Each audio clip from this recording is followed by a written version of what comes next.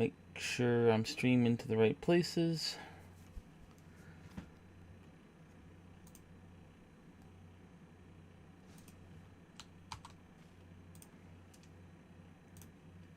That is obviously really important.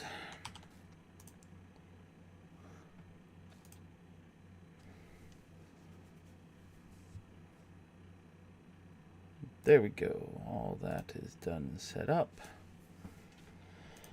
Hey, the plan for today, for the next 2.5 hours, depending on how long it's going to take me, is to get the 3 dailies or 3 weeklies done. I'm going to work on getting these done because I want the seasonal stuff. Okay, this is Gunner Scout. Okay, so I should probably switch to Gunner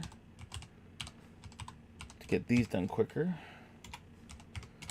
And then this needs to be salt pits or tendons. Make a list so I don't have to come back here. I'm going to do the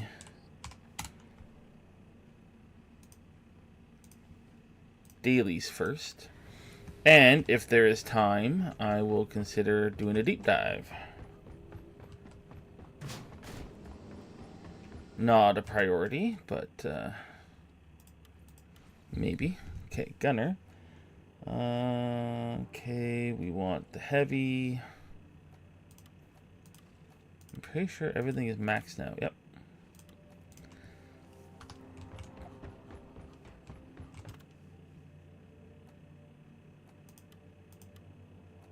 Switch to Gunner. Let's randomize. Please give me good maps. Oh, on-site refining will be fine. I prefer doing this one with the driller. It's just so much quicker with the driller. Engineer is probably the second easiest. Sure. Pots of gold, Lloyd.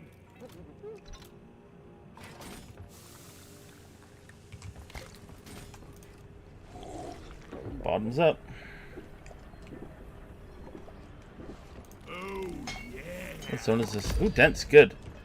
This one lets me hit 3 of the season stuff all at once. That is always nice.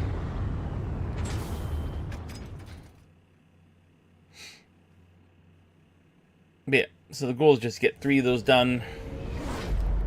And then start working on things like my weapon stuff, which is why I switch around what I'm playing a lot. Scout's by far my main, but different maps I like to run different things, but while I'm working on the weapon stuff, I rotate. Remember, leave no one behind. Gunner is my least favorite class. Liquid Morkite team, set up pipelines, fuel the on-site refinery, and launch the goods back to orbit. Nothing could be simpler. Get to work. You are Steve. Dead.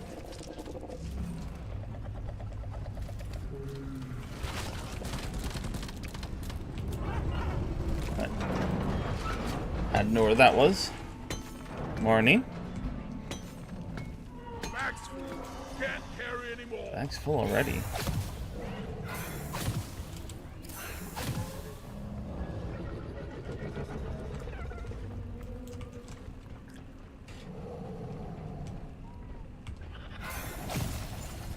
Getting closer to our quota. So, that's the plan. What's this? Super open.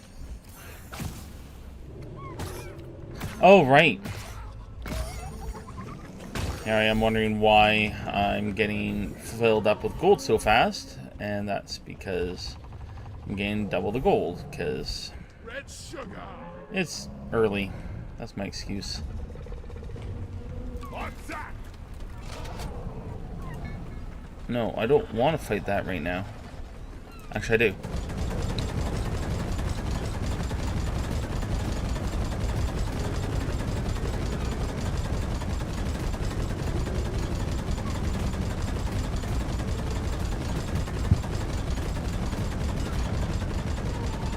I hate this gun.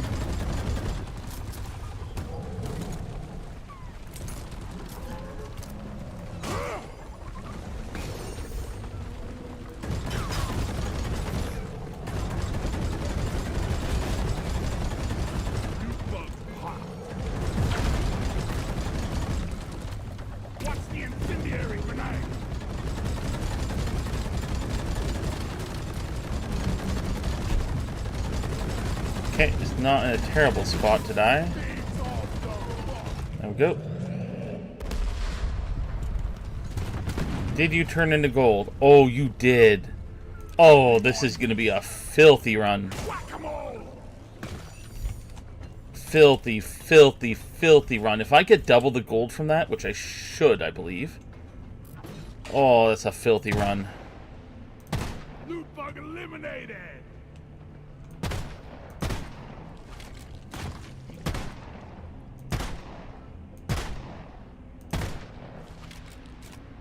I popped the loot bug. Let's get the minerals.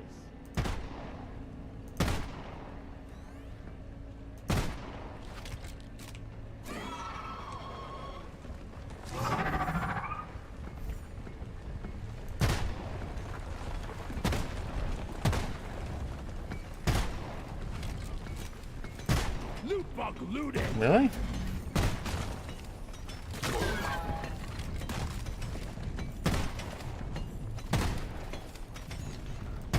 I killed a loot bug, and I'm not so proud about it. Yeah, that should kill. Why? No, you keep mining. Don't stop.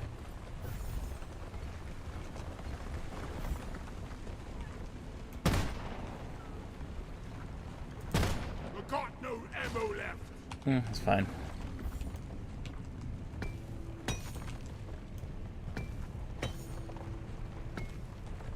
Can't carry anymore.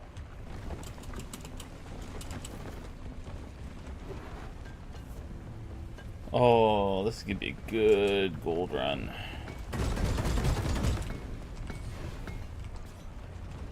I die a little inside every time I have to take out a loot bug. No, I don't. Okay, I can move the preview here, move my chat over here. There.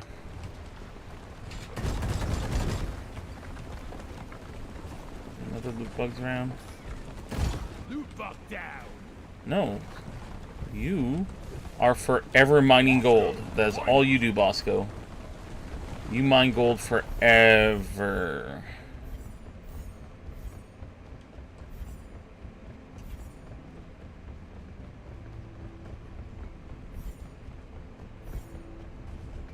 What I thought was going to be a relatively quick run is going to take me a while. And I'm okay with that.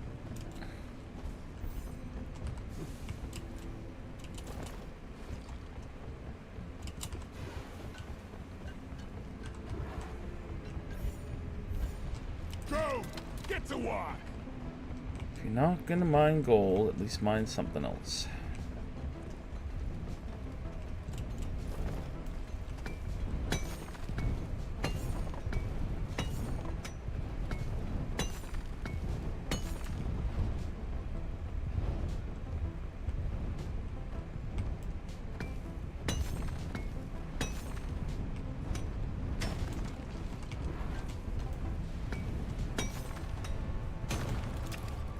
Bosco, mine it!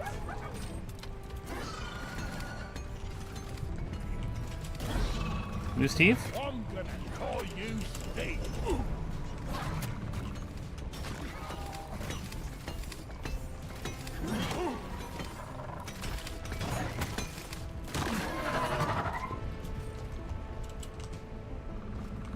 You go over there and kill that.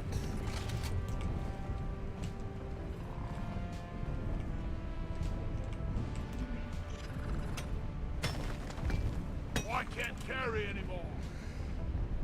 Okay, you come over here and do that.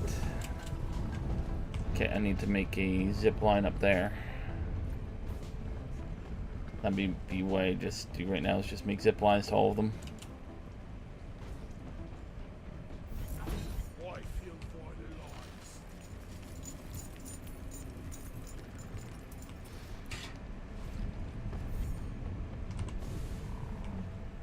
Cool. Help me You still have more mine gold. this. Just want the doctor. Right, all the bot stuff is done. Or bug stuff is done. Okay, we have that. Let's put this there. I just put up a symbol.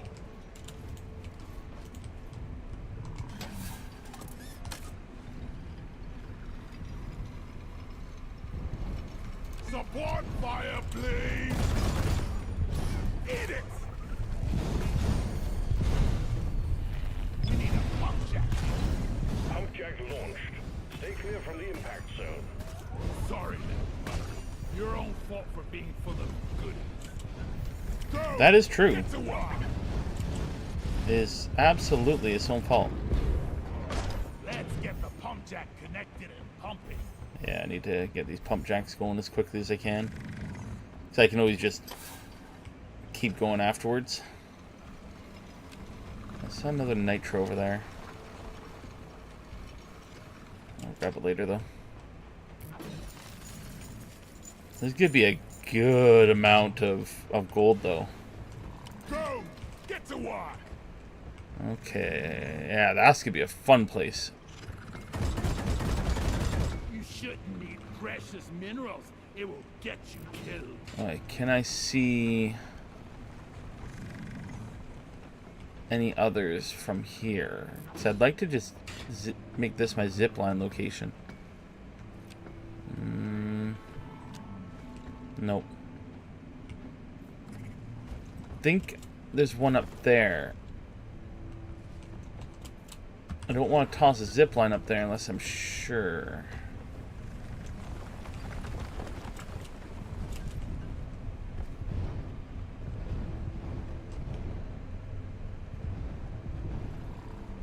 Alright. No, it was below me. Okay.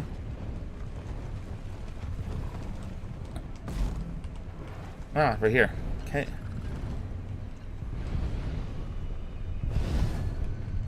I will toss the zip line here. Request accepted. In a Stand minute. clear. Pump jack inbound. There, let's do Bosco, that. find it.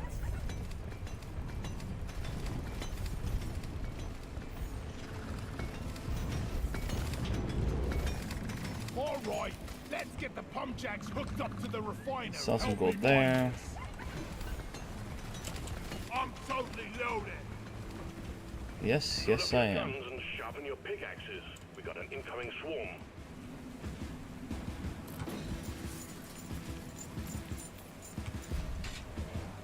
Alright, so it's right there. Zip line done. How good is it? Swarm? It's Not a bad. team. Yeah, it's not bad.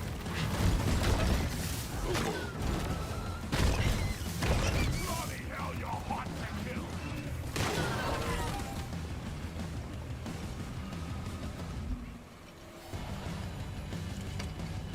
Not a bad zip line. We'll take it. Why?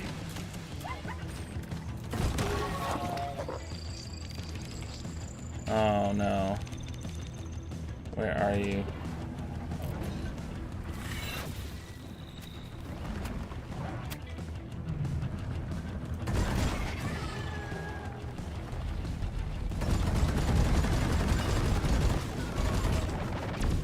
Incendiary grenade!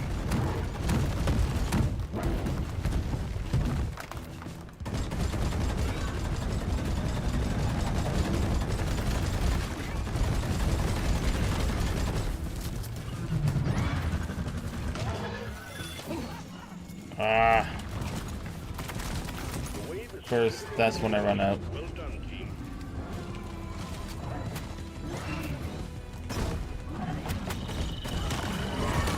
Beat your maker, Craig! I'll beat your record this time. Feel much better now.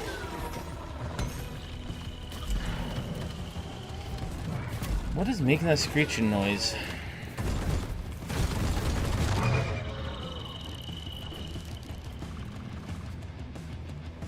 Sounds familiar, but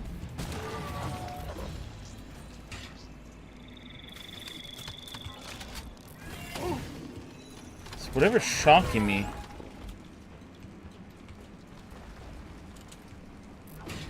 Is it new, or just have I not encountered it very often?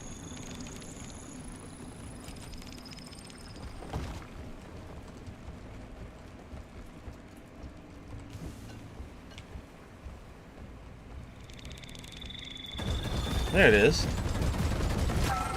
Yeah, I haven't seen much in the way of Glyphid Stalkers. I think that might only be like the second? Yeah! Bosco, mine it! I can't honestly say I've seen Glyphid Stalkers very often. They are cool. I will not argue that. They are annoying, but they are cool. Help me mine this. Where is our last deposit?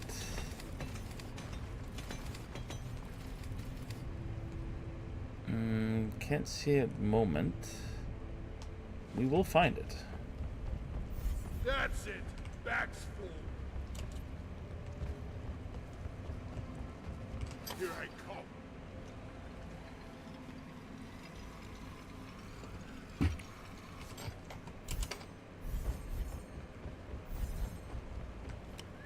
Go! Get to work!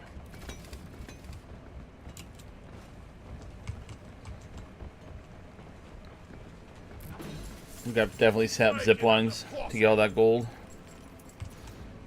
It's kind of why I'm conserving it at the moment.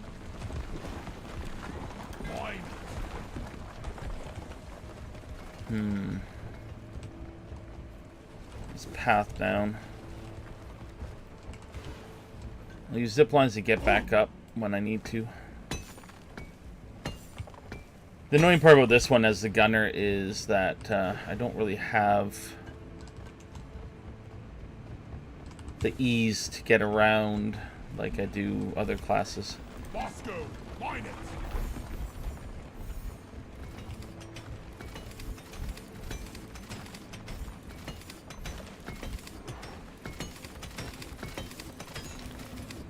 Zip lines are nice, they're just not great. I'm gonna be full here in a second.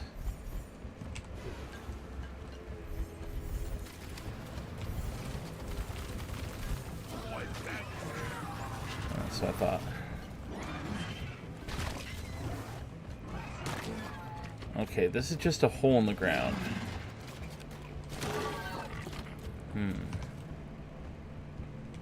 Obviously, I can't get up there from here.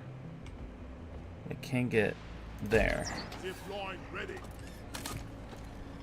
I've only got one zip line left already, so I have to call down another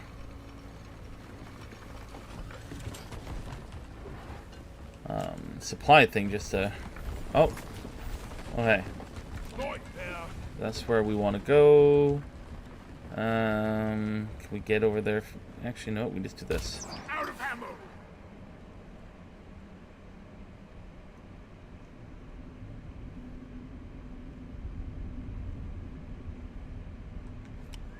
Help me mine this. Let's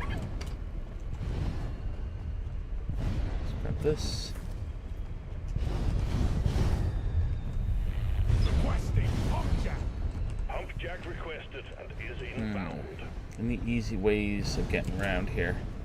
Because I have to drop pipes, so I have to figure out how to go about that. Connect the pipelines to the pump jack and let's get the extraction started. Inventory is full. Mine it. Alright. I think I have an idea.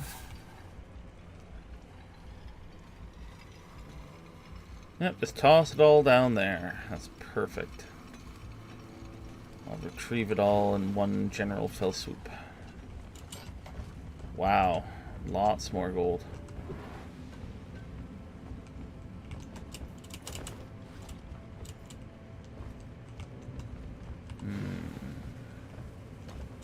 How do I want to traverse all this? Go, Bosco! This will be simple.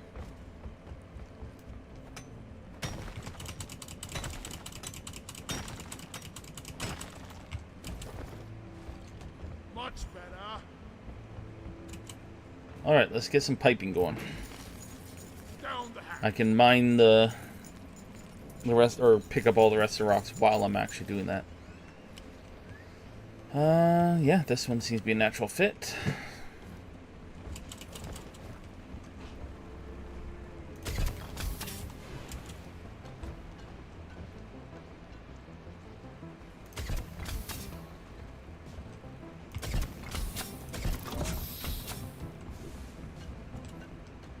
Let's see if there's anything I can pick up around here. Oh, okay, interesting.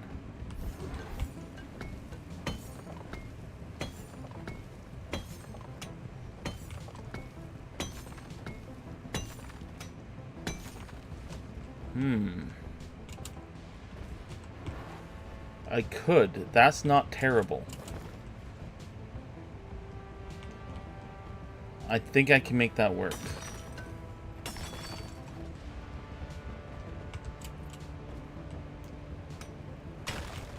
Yeah, I think I can make that work. Okay, we have ideas. We need these in the space ring. Right, are you done? No, you're not. Go! Get back to work.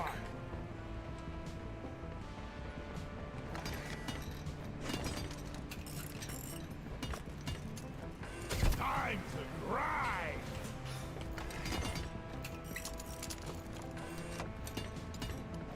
This is hard work.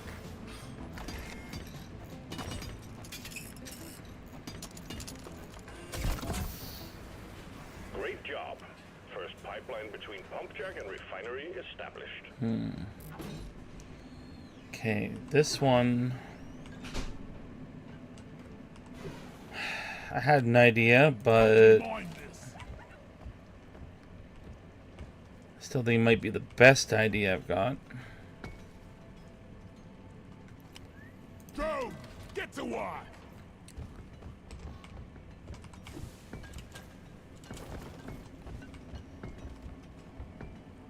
I'll be dreaming of pipes tonight.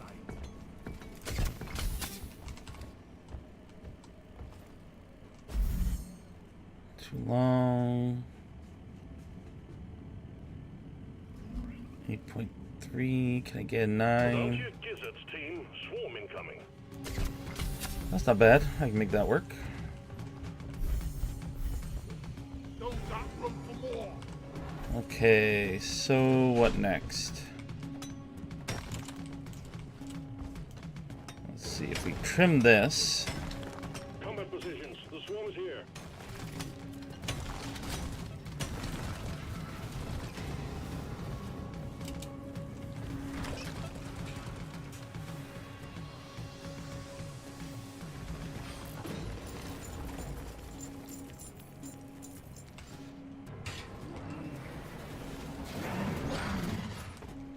One, it's also a very, very fun one. Okay, we are too long. I think that'll work. Bags full. Can't Already, carry more. jeez. This was a good map to get pot of gold. Like, it was really good.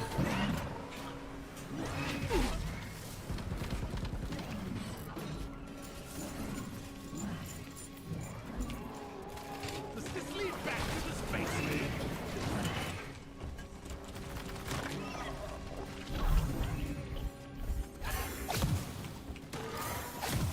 Ooh. I'm Oh, I hate these red ones. Take care of You go this. kill him. It's almost over. Wipe out what's left. Spreader did his last dump. Restraining order served. Steve gave his life. No! Thank you, I didn't... Steve. I wasn't trying to slide. Oh well. Well, I'm down here. Can't carry anymore.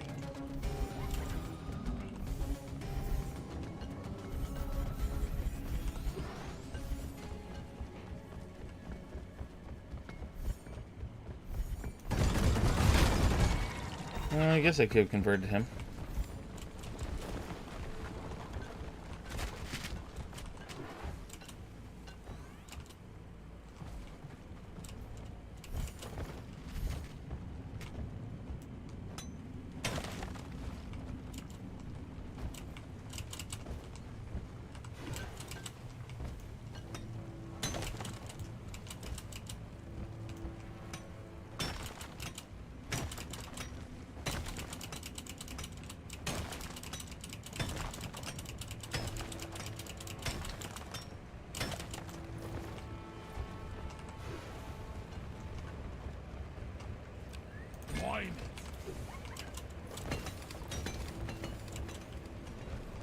We're gonna go back up and turn this in.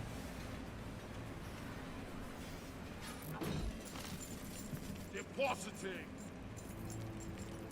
So much. Where do I want to drop this? This drop right there. Supplies are on the way. Not gonna quite use it yet. I just want to have access to it. I hate showers. I hate those things. Pipe surfing is the best. Okay. I want to add a segment.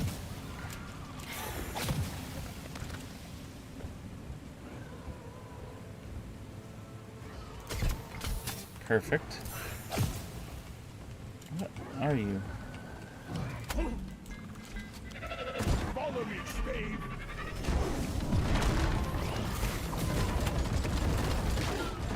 It died the way it lived, spewing disgusting mush all over the place. Add segment, too long, blocked. Can I weasel it in there? No.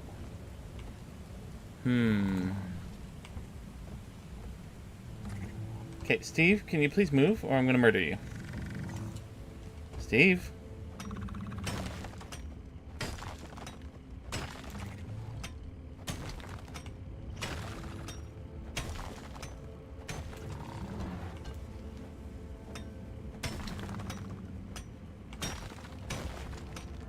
So much easier with the driller or the engineer. Okay, uneven, too long.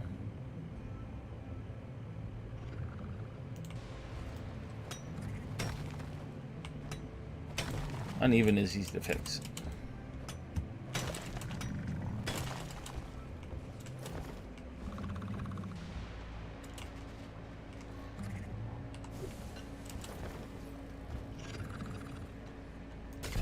Go.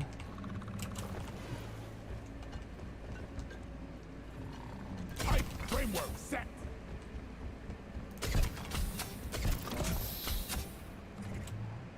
How do I get off? We.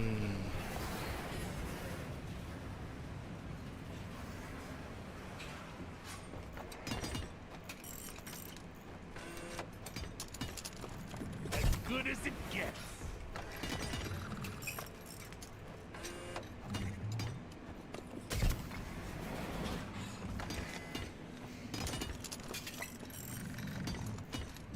Plumber at work.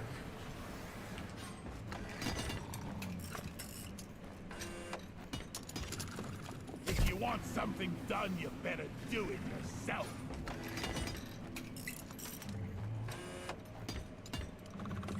Yeah, this is gonna be a really long mission.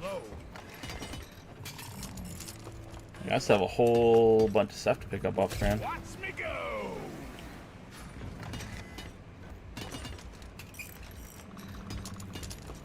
Pipe segment completed.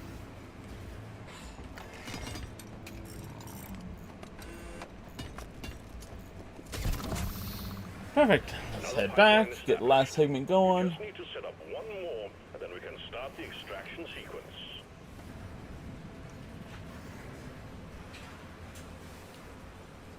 Okay, can we make this easy? It'll be a beauty once it's complete.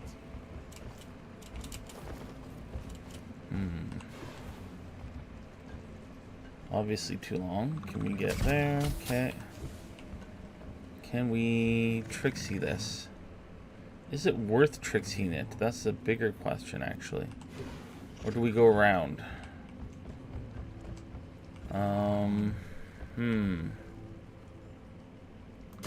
We can try. I don't know if the segment's gonna be long enough, though.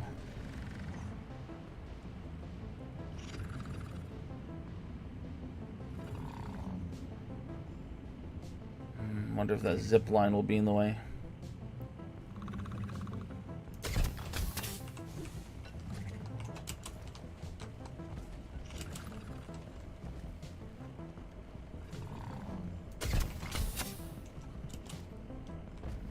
Pipe leg a hand building it. Wonder, can I destroy my own zip line?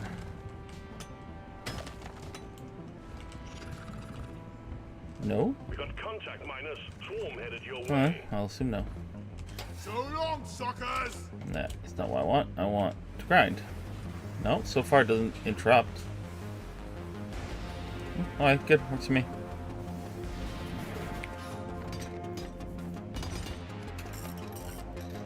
Swarm, they're here. No. Why does it feel like I'm the only one building the pipeline? Because I am the only one building the pipeline.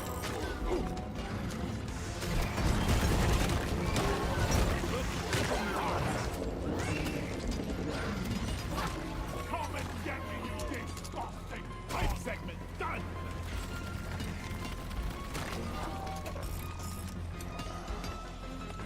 I love grinding.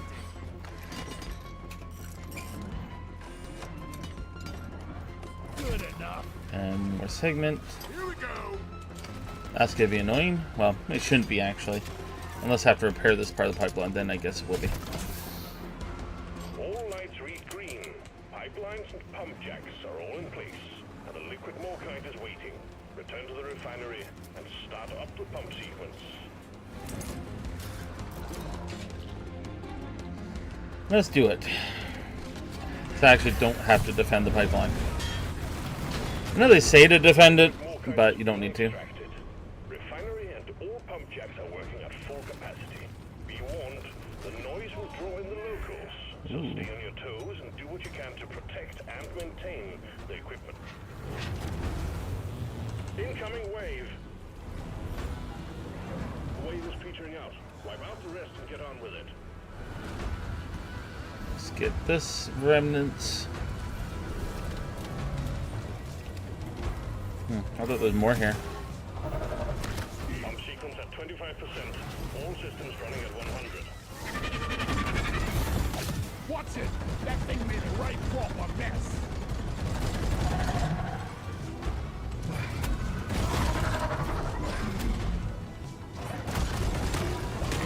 One down.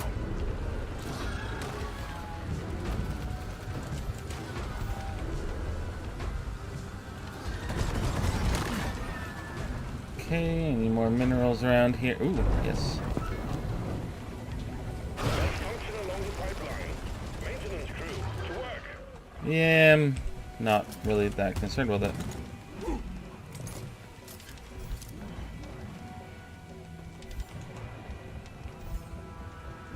I will get to it when I get to it.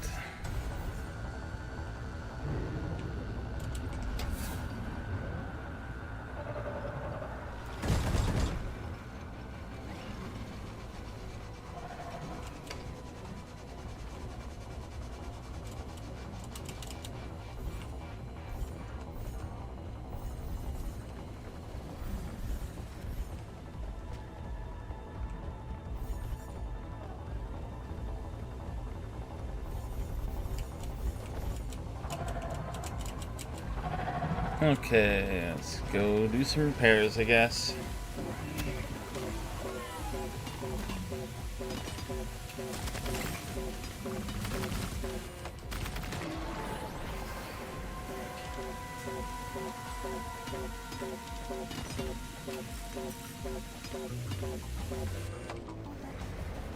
Pipeline repaired, but other pipelines are still malfunctioning. Yes, I'm getting to it. So much better than walking.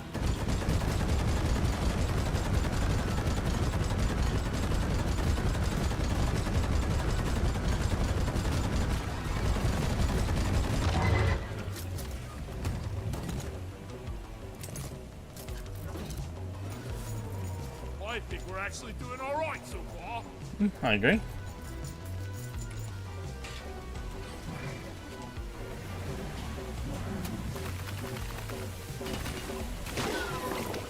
I wholeheartedly agree.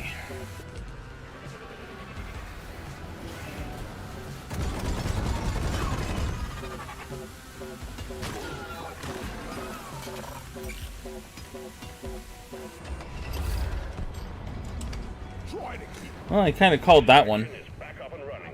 Let's hope it stays that way.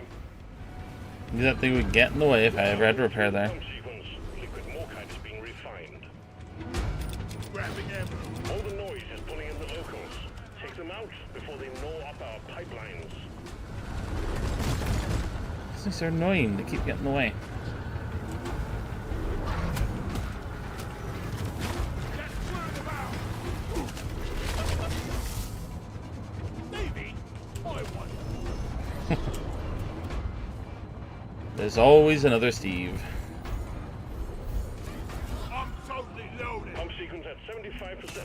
Let's squeeze those wells dry. No. Okay. That was gonna be a bigger fall. Where was that? Oh, right there.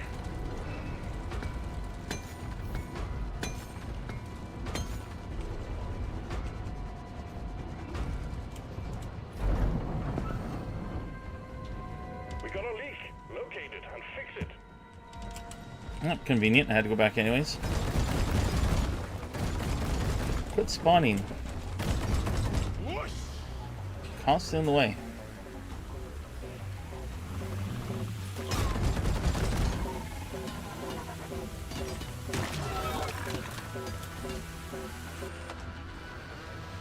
Pipeline functional again.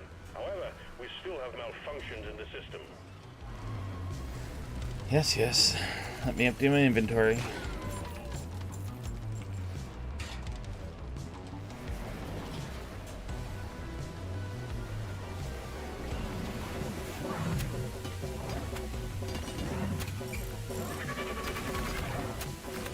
Here I come. Same spot again. Of course it is.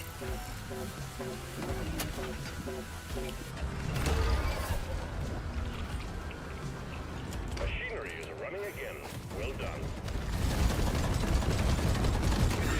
Swish. We got Alright, company. let's grab the rest of the minerals we need.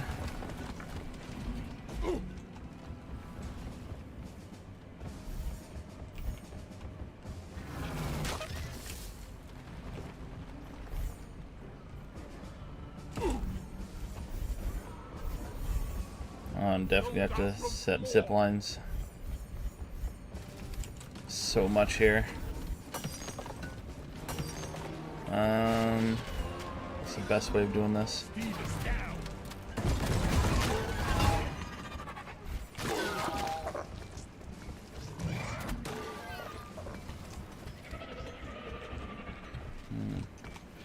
Can I?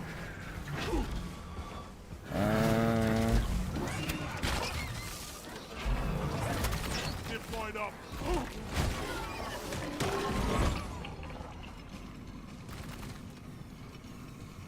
Not sure what I nailed it to.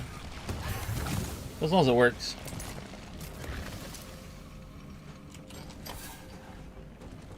Oh yeah. This will work. Depositing minerals.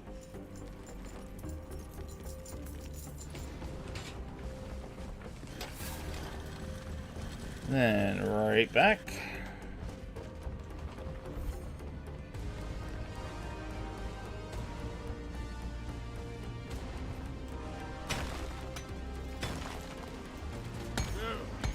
Never felt better. That's it. Back. Just so much gold. This is where it'd be nice to have a molly, but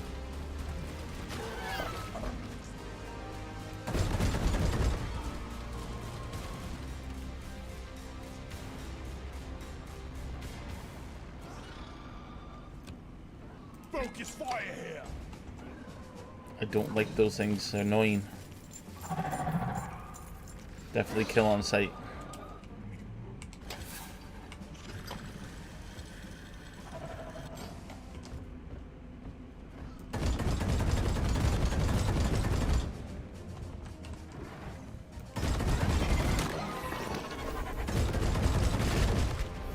Booyah.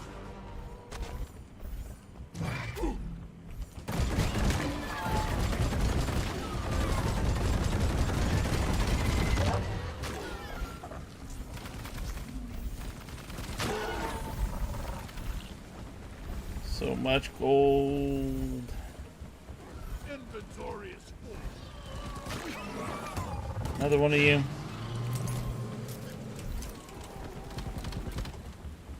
I'll let Bosco deal with it. Ain't nobody got time for that.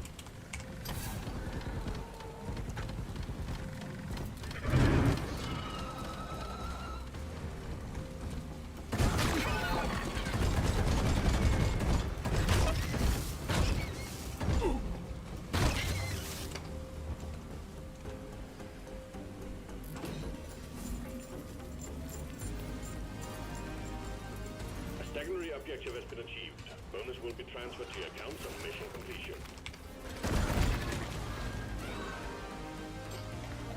Yep, Bosco's job. Kill things so I don't have to. Also, mine things so I don't have to. Generally, Bosco, I just make do everything. I just tell him what to do. Here we go. I'm not scared of you. Steve is there to be a buffer.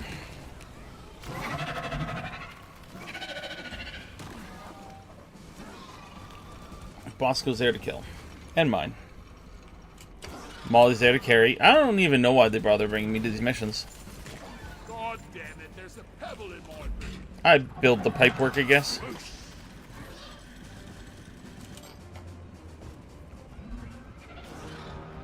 I'm the brains of the operation there. Not necessarily the smartest move on Deep Rock's part, but... I can't carry anymore. I'm the Beastmaster.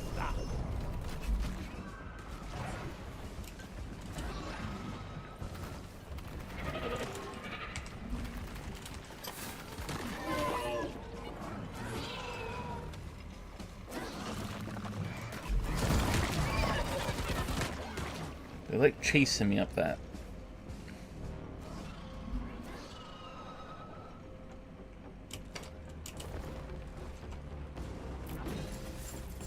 Another day at the office. Can we hit 1,000?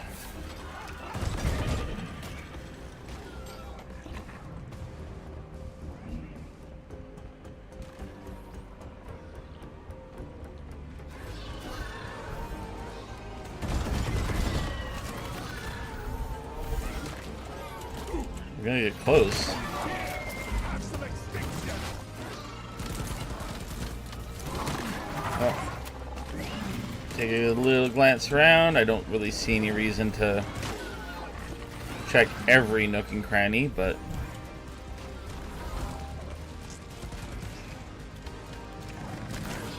I think I'm gonna call that good unless I see another big patch somewhere. Steve is dead. Long live Steve. Steve is dead until the next Steve. Like, there's a couple little things there I'm not gonna bother grabbing.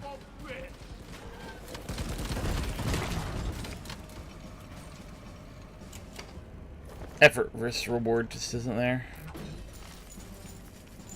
Oh, so close to 1,000.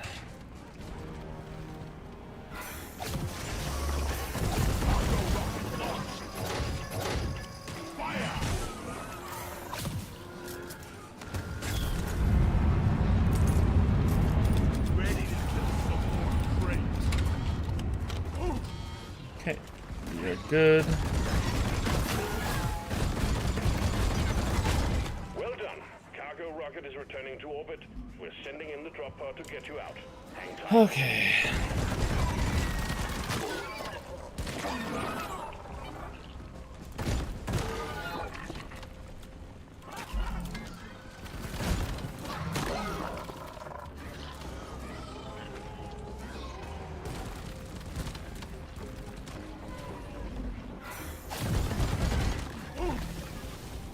Right there. Attack here. Drop pod departing in T-minus 3 minutes.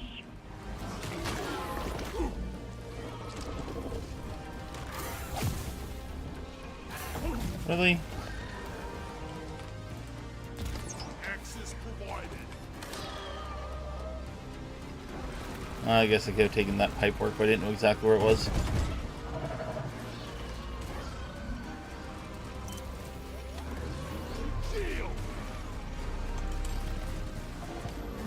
There we go. That was a 45-minute mission. But man, the amount of gold I got out of that, worth it.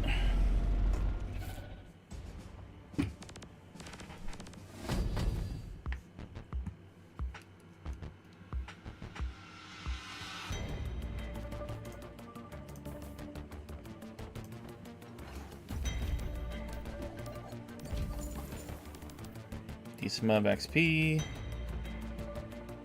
Yeah, so 918. Wonder what the rate is.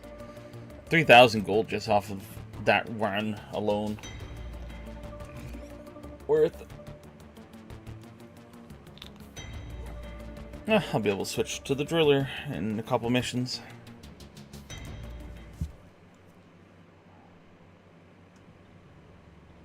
Part 1 complete. I don't like that one. You're making good progress on your assignment. That has to be my least favorite mission type. Yeah, I like exterminations more. Okay. No completions there. And Swarmageddon. So it just gets worse. Mission selected and locked in. Time to board the drop pod. Ooh, pot of gold again? But I have a molly this time. Pots of gold.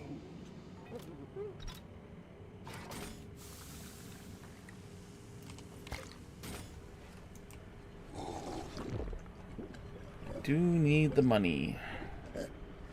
Yes.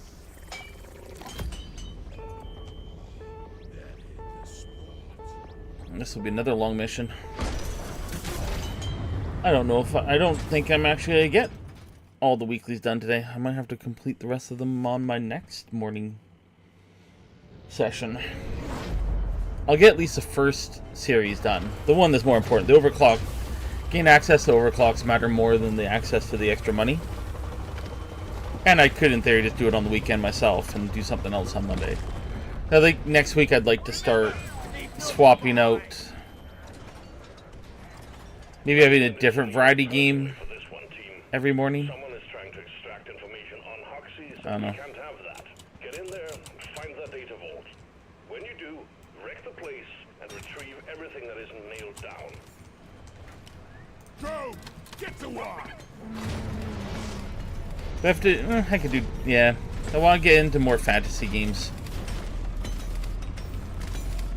Deep Rock's not terrible because at least it's dwarves, so. Much like how I feel Warhammer 40k is at least adjacent. If I can play a fantasy-oriented. I should actually add Warhammer to the rotation. I don't know. There's been some other game suggestions that I actually don't mind. I just don't have the ability to play them right now, so.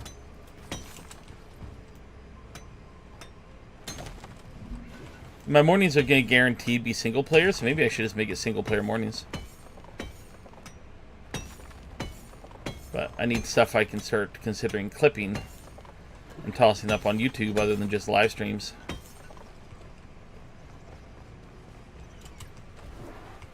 Yeah, it's not like I'm going to have amazing moments playing things like Deep Rock.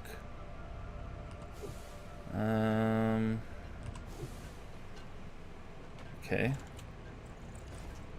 I don't really see anything with mining. Help me mine this. Come here.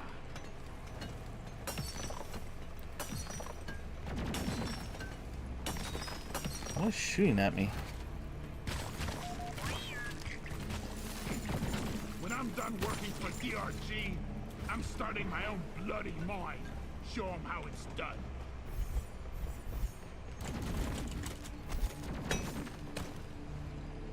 Something is shooting at me.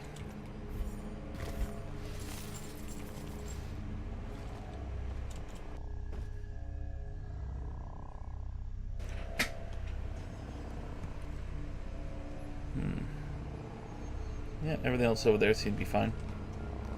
How we do for location? Go, find it. Find it.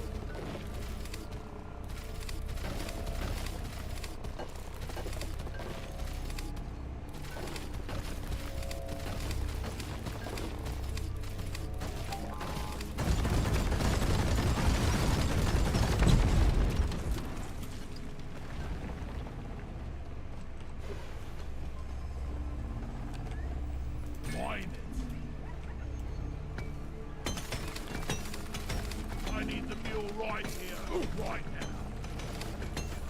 Bam!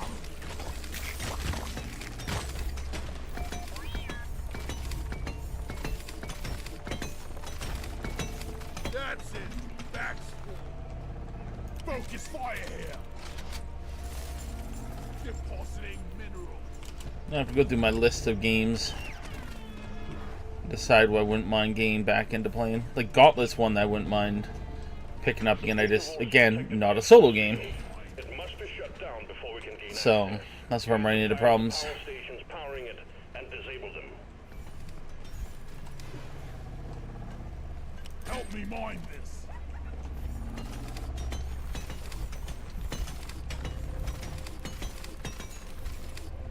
If I was interested in getting Veilguard, I'd consider doing another full Dragon Age run through and actually do my Mage run through. But I don't think I'm buying Veilguard. Bosco, mine it. I love Dragon Age. I just don't feel like BioWare loves Dragon Age as much as I love Dragon Age. There.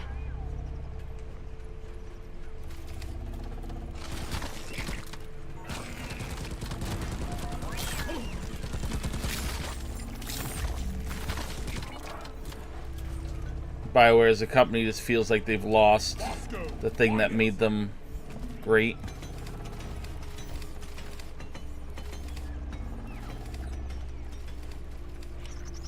go. Get to work.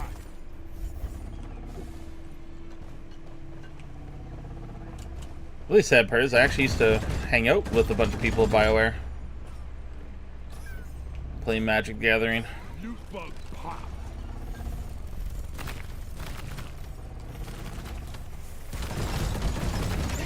Shoot to kill. At least the ones I've met were great people. I don't know if any of them are with BioWare anymore. Probably not. I don't know what they're doing. No, old MTG for the win. All these companies are killing themselves. They're being something they weren't and trying to pander to... I don't know. Don't want a company to pander to me. I just want them to respect me as a consumer. Move your tin ass over here and hurry. Now, a lot of these community reps, Warframe's a good example. The community reps for Warframe are not respectful people. Squash 'em. They don't like people like me. I am not the demographic that they want playing their games, so I don't. And I know this because they said as much.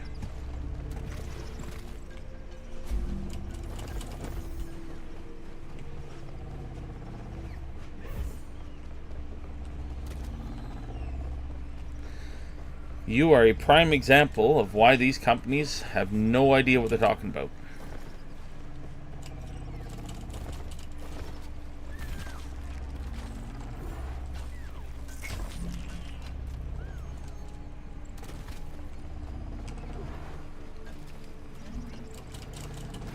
Because maybe I'm wrong, but when we played Magic, everybody tried to accommodate you and make things work.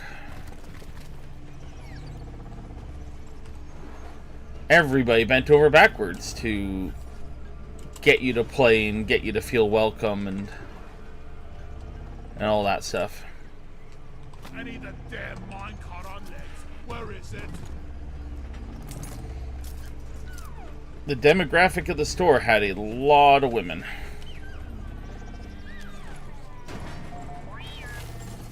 Bum ba bum. we had quite a few pro players who came to that store too.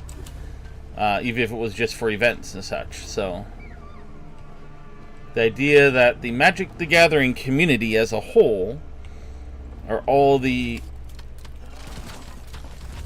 bad things that people want to say about it, well, maybe it's not the community as a whole. Maybe it's just these people going to really bad places, and I hate to say it.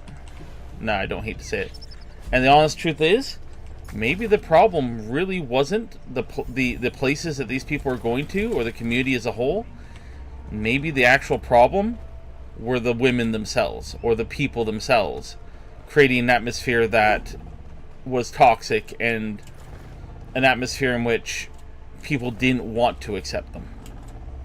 Not because of their gender, not because of all these other things, but simply because maybe they're just shitty people.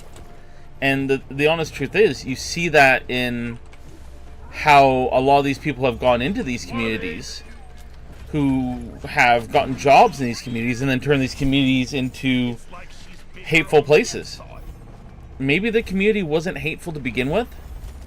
Maybe these people were the hateful people, and now they've turned it into the place that they accused it of being. Because, I don't know, I grew up playing Magic the Gathering. I grew up playing D&D.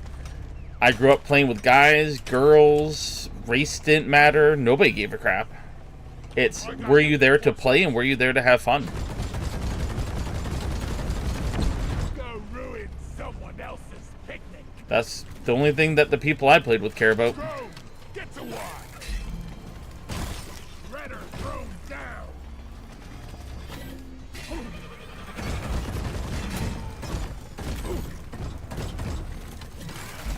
But hey, what do I know? Follow my lead. I killed the hex. I'm wondering if fighting bugs and moving dirt is the best way to make a living. I need support.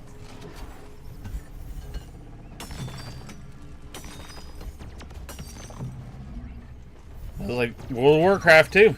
Half the people in the last couple guilds I was in were girls. Like, Sniper turret disabled. sure, we were primarily playing casually, and maybe that's more so because the higher majority of women are probably casual players, which, nothing wrong with that.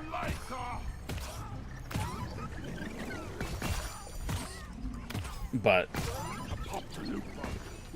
these people were linchpins for the guild. Like, they were the heart and soul of these guilds.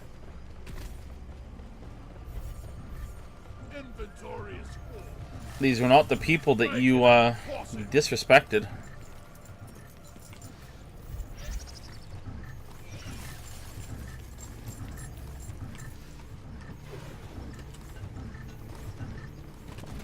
And if not for World of Warcraft becoming something that I wasn't having fun playing, not because of the people, but because of the content, Oh yeah. I'd still be playing it. Because the people were great.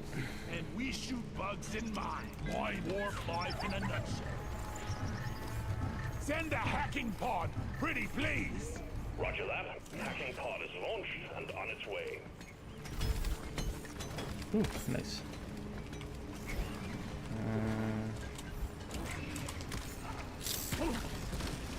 Go! Get to work! So I don't know. I always find it weird. Establish a transmission tether from it to the power station. If I had a credit for every time I deposited, I think the primary thing is I've noticed is the people who complain about these toxic environments come off as very toxic people themselves. So, like I said, it makes you wonder who the real problem is. Control bot pacified. We can hack it now. These are trigger fingers, not hacker fingers. Guys, did you see? I hacked it.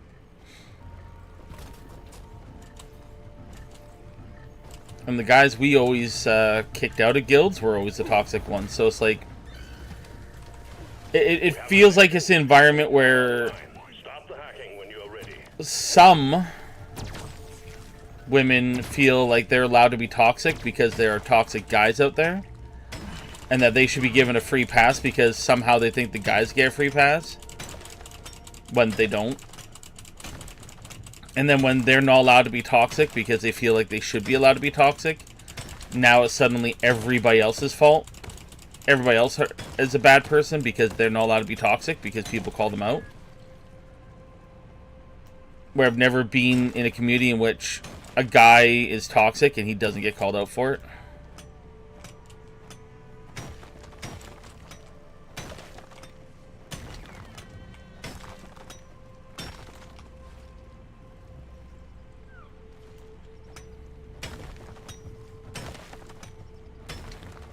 Heck, there's people we don't hang out with anymore because they're toxic people. No. Yep, let me stay up here. I want this.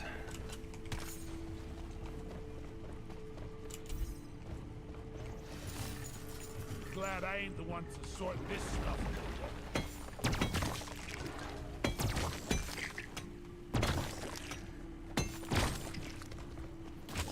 Oh. That was a oopsie. Facts, fool. Can't carry any more sweet time, old lady. I've got all day. But we see it in lots of different places. We see it in our mainstream media now. We see it in our comic books. We see it in our gaming.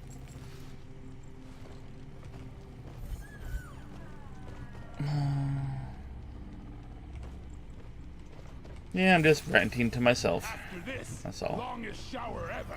Feel like I Clifford gunk in every single crevice. What am I doing? Let's use one of these. Access provided. Well, yeah, but you look at someone like Vita Ayala. She made this grandiose statement: if you don't like my books, or if you don't like my politics, don't buy my book. Okay, people didn't buy her book, and then she bitched about it.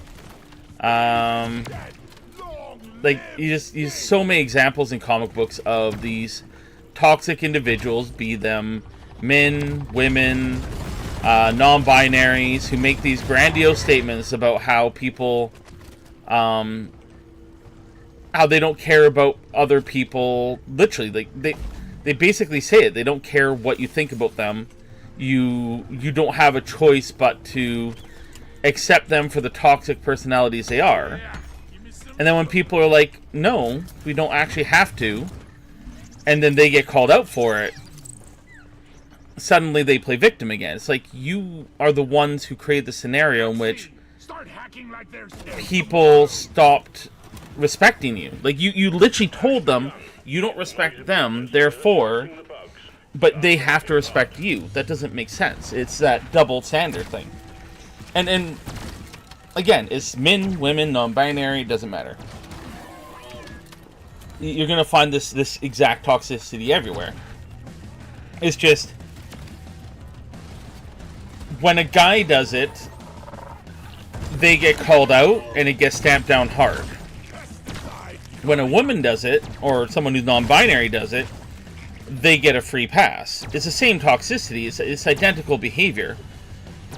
It's just one group of people gets a free pass for the exact same behavior and the other group doesn't. Guys get called out for being toxic. Nobody else does.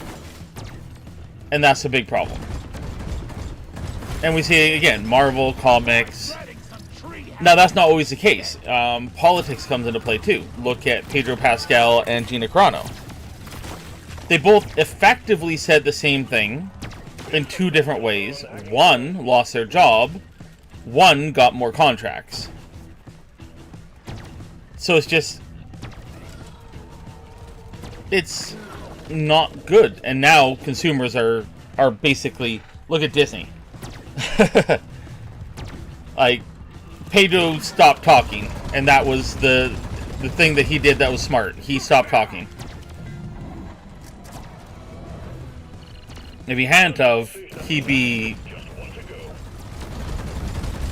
Yeah. But Last of Us, the TV show, did all right, but it could have done so much better. So much better if Pedro Pascal wasn't in it. And they had somebody who didn't have that political issue, who didn't turn things into a political problem. I would have watched it. I know a lot of other people who would have actually watched it. But we didn't because of Pedro Pascal. Plain and simple.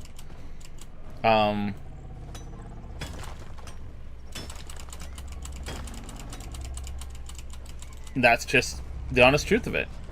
These people do cost these companies money. And until they start realizing that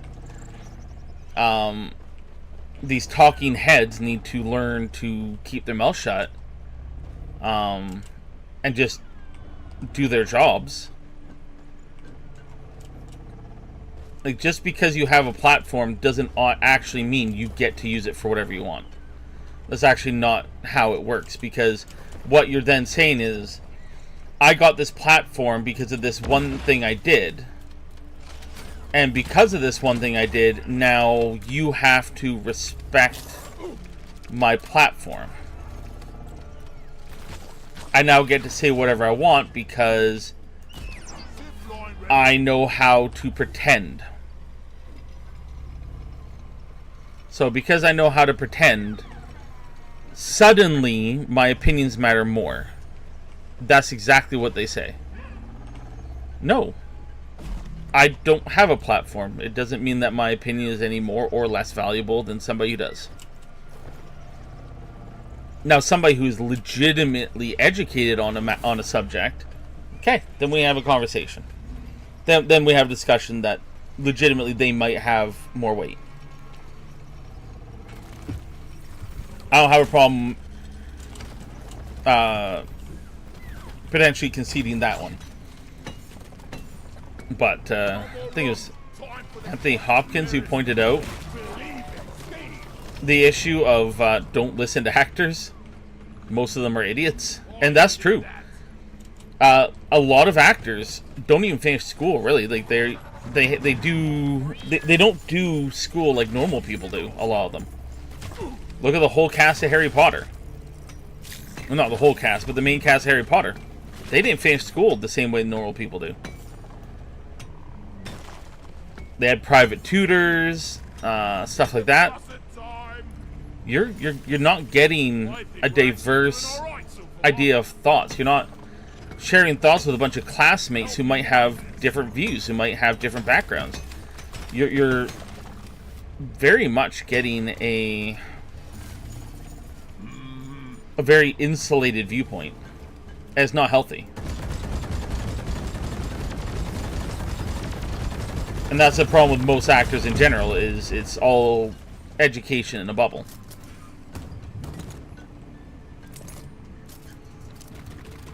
I will never claim to be the smartest person in the room. I'll never claim to be the most knowledgeable. Never claim to know all the answers. But the difference is I'm willing to acknowledge that I know nothing. A lot of time I'm just going based on what little information I have and trying to make the best of that information. Doesn't mean I'm gonna get everything right. Doesn't necessarily mean I'm also getting things wrong.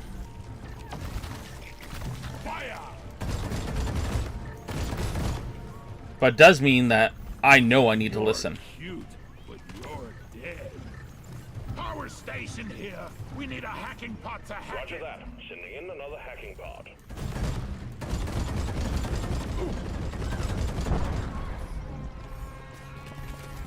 Loot bug open.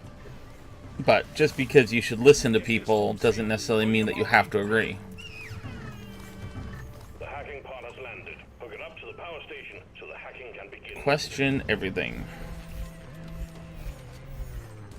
Well, that's just it. If something seems ambiguous, or something seems like the information is lacking, you have to. Like, you really do.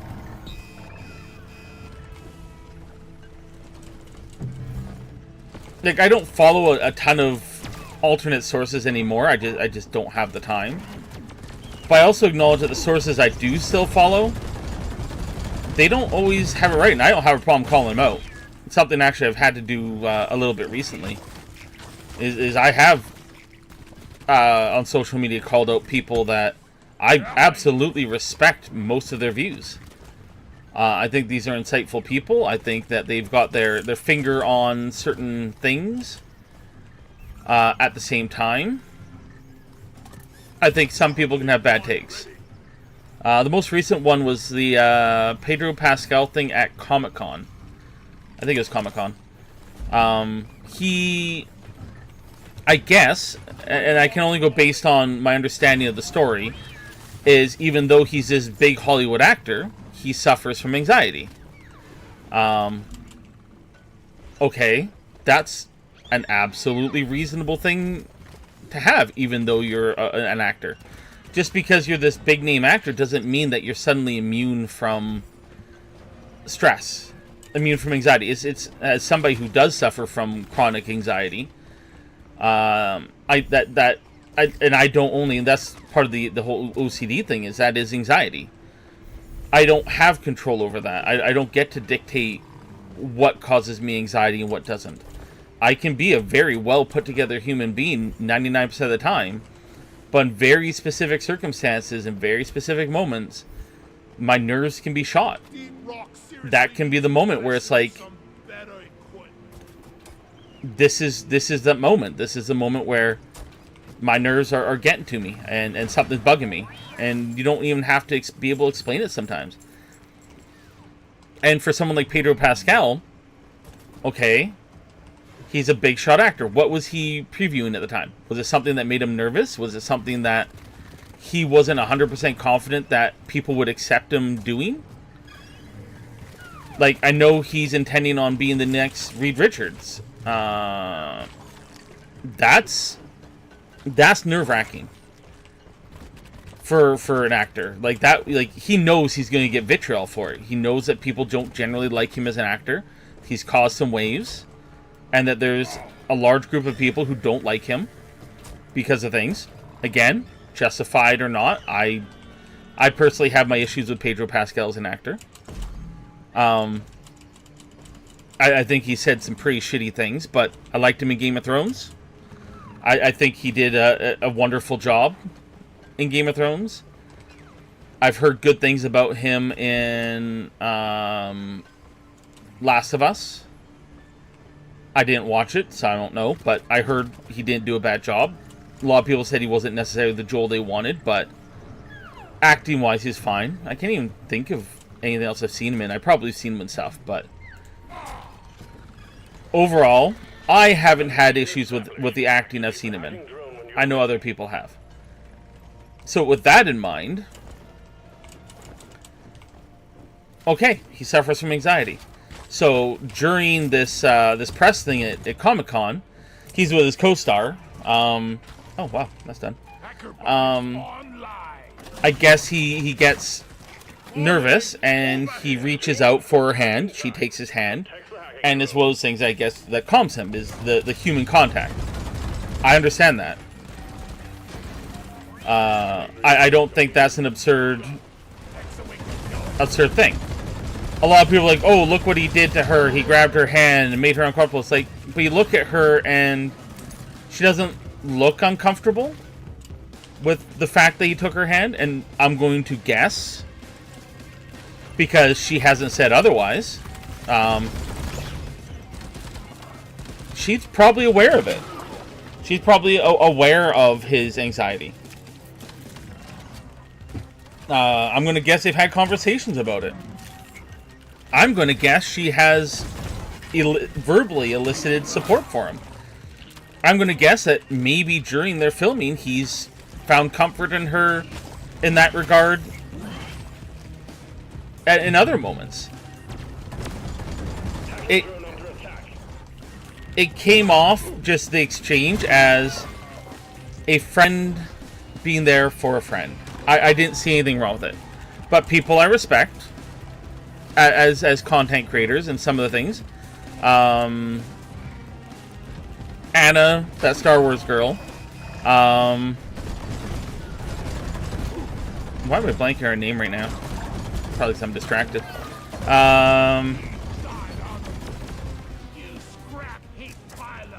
Okay, I'm not sure why I'm forgetting her name. Excellent. The second power Either way, there were a couple others disable the emergency that tried to call him out for it. It was like, oh, look at what he did.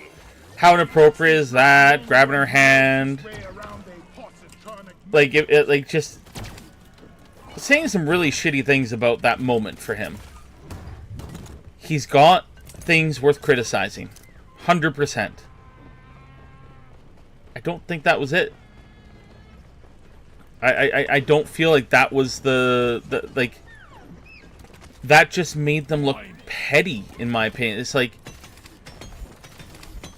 because he's done something or said something, like the whole Pedro Pascal Gina Carano thing, I'd have to look more into it, but that was not between Pedro Pascal and Gina Carano. That was between Disney and Gina. And Pedro was just kind of the showing of, well, he did it. He did literally this exact same thing. But because you agree with him, when he does it, it's fine. But when I did, it's wrong. That was a call out. The call out wasn't to Pedro himself. It felt like the call out was to Disney for having that double standard. But people keep trying to bring Pedro again. You don't have to agree with his politics. You don't have to agree with some of the things he said. That's not the issue. He's still a human being, and I don't feel like, again, I'd have to see evidence to the contrary. Maybe the evidence exists. I've never seen anything that shows him dehumanizing. Yeah, I'd have to look into that one more, but I can't remember anything that showed him dehumanizing people. I don't know. But even then, I feel like that was just a really shitty fight. It made these people look petty. I guess it's just, oh, it is right here. Just made them look petty. There's fights to be had. I don't think that was the one.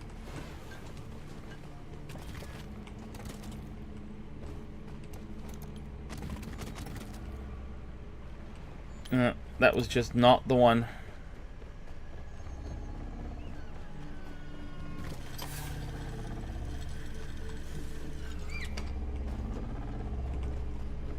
Oh, I don't like this.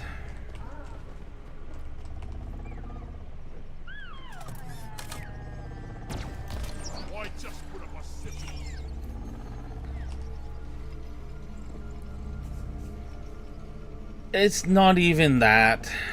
Sure, that argument's there too. It felt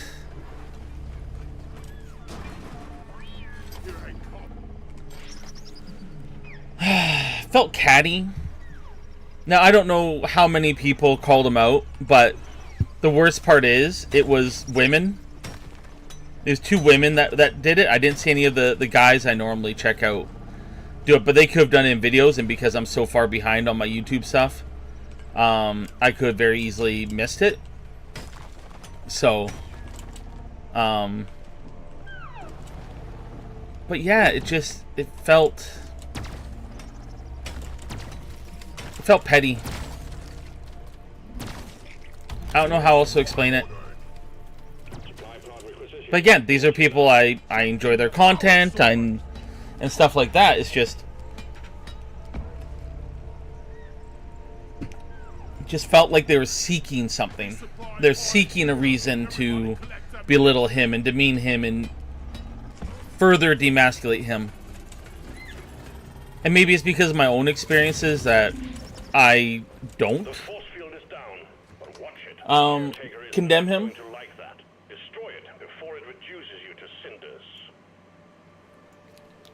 Because as much as it's not necessarily my approach, I can at least sympathize with it. I can say I get it. Not necessarily that's how I would handle it, but I can say I get it.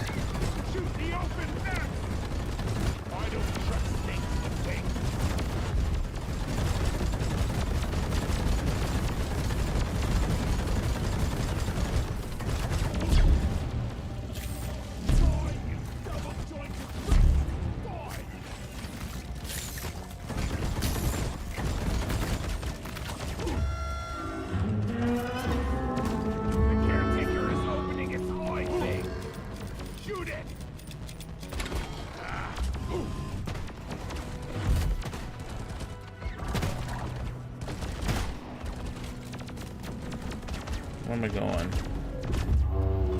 That way. One more for the scrapyard.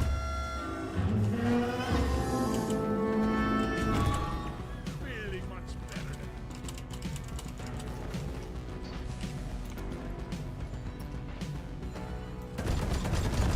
The caretaker is expanding its defenses with turrets. The caretaker is opening up. Shoot the exposed parts.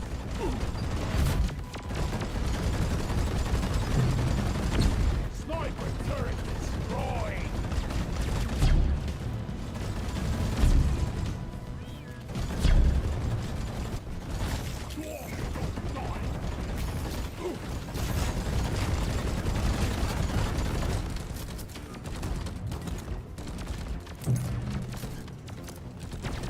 Attack here.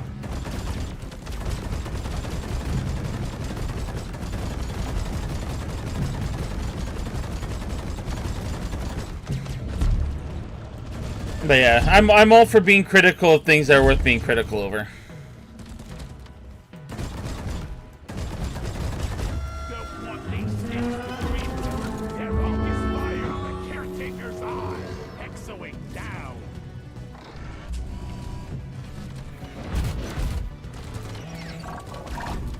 And I just feel like some things are just, I don't know if low-hanging fruit is the right terminology for it, but is it attempt at a low blow might be the best way of describing it.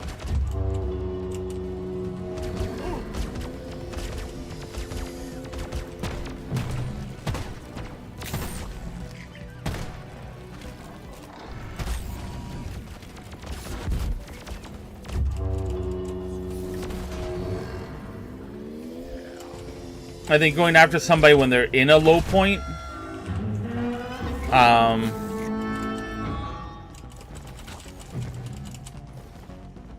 just to get a dig in, and that was clearly the intent. The intent was just to demean him and demasculate him. That was the only purpose of the comments.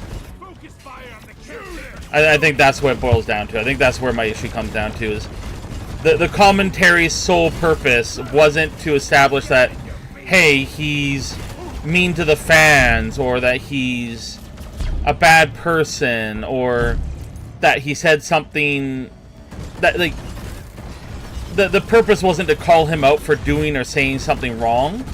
It's not like he called out somebody going, oh, this person's not very masculine. Like, he didn't do something like that. Like, that wasn't something that he did. So to demasculate him felt petty. Because that wasn't something that I've ever seen Pedro Pascal actually ever do to somebody else. Like, go after him for his politics. He's gone after other people for their politics. Fair game. Absolutely fair game at that point.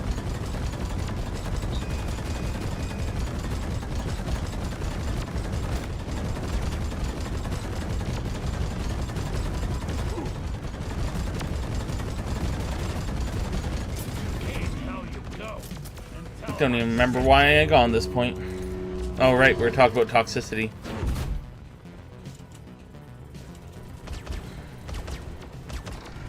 Your lunch is at 1, right?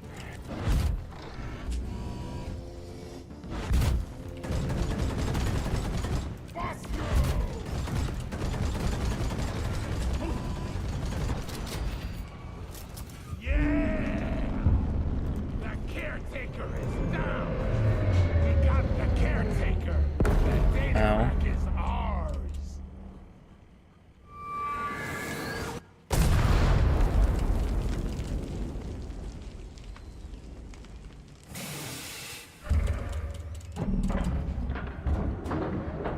Ready to kill some more crates. Just what the fuck. Where is that damn mule? Data rack is ours. Yay, data rack is ours. First round's on me when we get back. Data rack secured, and the data vault is destroyed. Our rivals are getting nothing from here. Job well done, team. Press the button on the mule to call in a pod to take you home.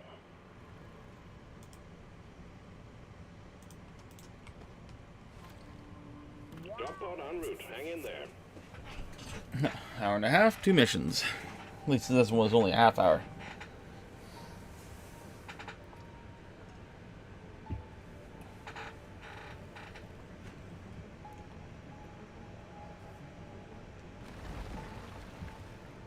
More swarm. Drop pod has arrived. Retrieving the mule. Drop pod departing in T-minus 5 minutes. Is it waiting forever? Okay, I need to go to this one, I think.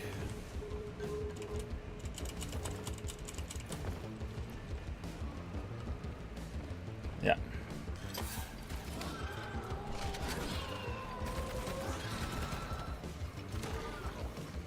We better hurry. So long, suckers! It's so slow.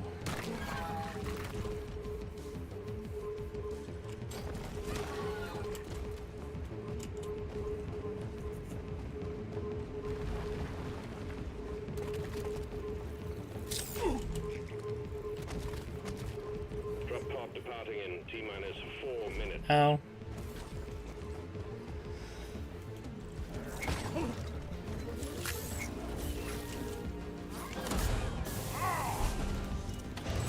Uh-huh. The mule's been successfully retrieved. Make it snappy, team. The drop pod won't hang around forever. Extraction commencing. Good work. Okay, what overclock do I get? I need a little more oomph. That's the overclock I'm after right now.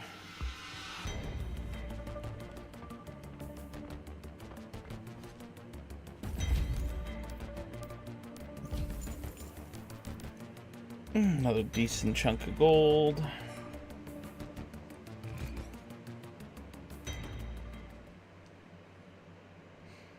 Get a good chunk of seasonal XP on the next mission. Sweet. Assignment complete. Yes! Oh, wait, my bad. Okay, that is awesome. That is the last overclock I want for my builds.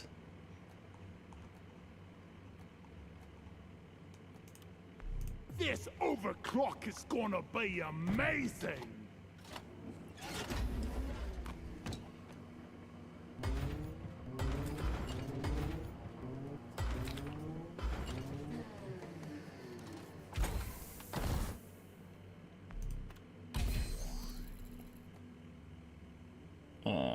Engineer. Okay. Go over here. Weapon maintenance. I now have a level 5 More Thunderhead shiny! and a level 5 Bulldog. This is nice! Because the goal is to get all of them, so. Okay, let's switch to the anti-rival. Switch to Leadstorm. And we're going to switch this to a little more oomph. And then we're going to go to my heavy hitter group build. And we're going to run that next. Let's randomize. And what are we playing? We are doing a escort duty. I'm not a big fan of escort duties. Again, this is another one that I like to do with engineer. Mission selected and locked in. Time to board to drop pod. Because, and is it just loot pot of gold all day? Sure, like. Lots of gold, Lloyd!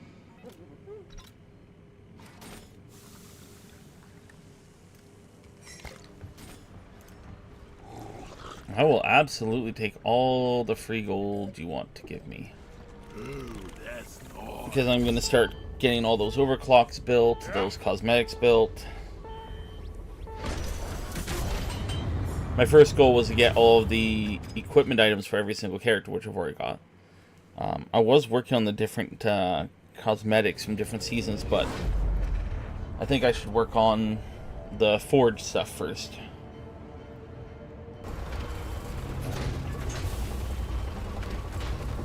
That seems more limited.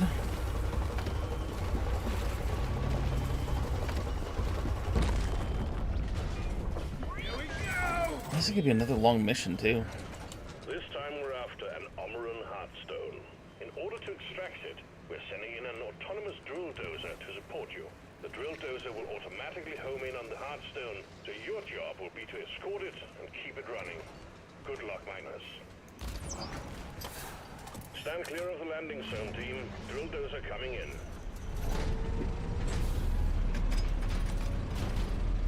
Tomorrow's gonna be interesting. It'll be the first live stream for my campaign. Well, for campaigns. Oops. It's not my campaign on Saturday. It'll be my campaign on Sunday. Because we're going to do a double campaign this week. Which is nice. Do we have any money in here?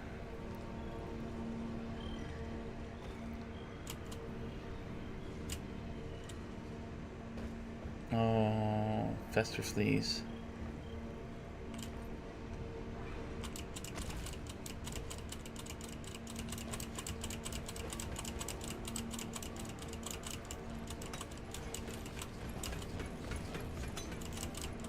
Oh, I almost launched myself off Molly.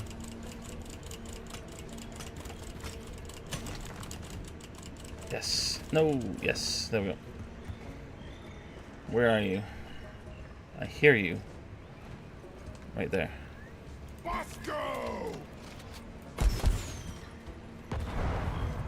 Okay, 2 is not enough.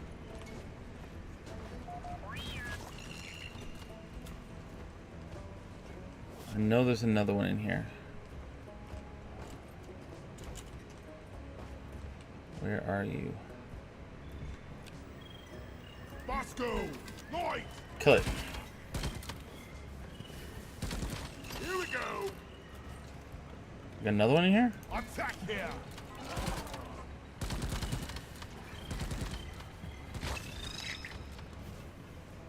Any more? Yes, no.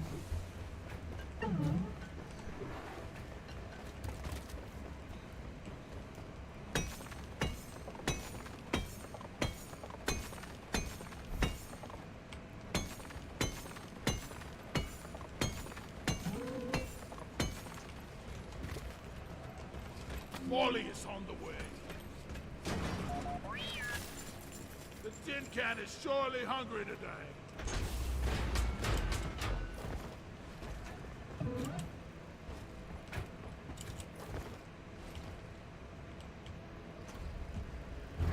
Okay, probably 2 stops.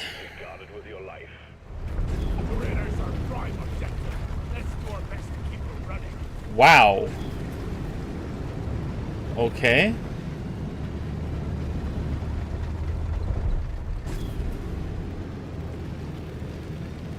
Why do I hear a fly?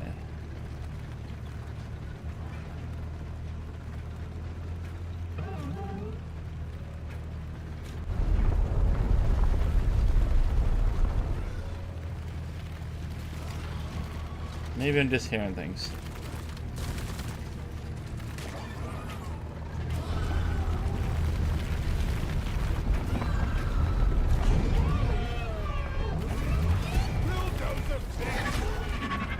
Attention team, to keep the drill dozer running at full capacity, you need to keep it clear of bugs.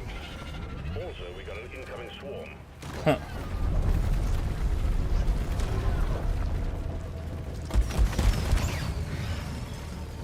Now I'm gonna have to backtrack. This is what it is.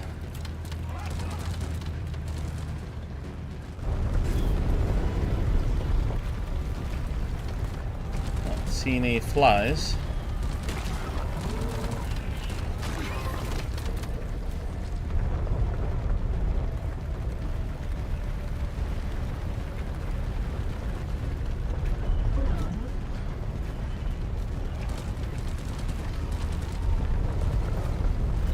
I swear I just heard flies.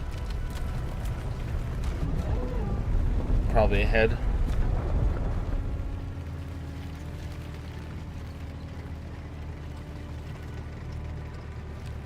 Fire!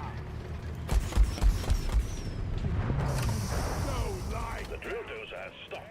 Fuel canisters are all dry as a bone. Refill them, and we will have this show on the road again soon.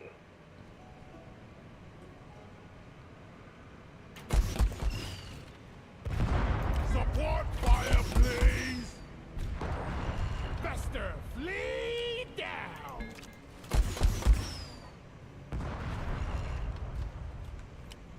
Give me some light. Come on. Take care of this.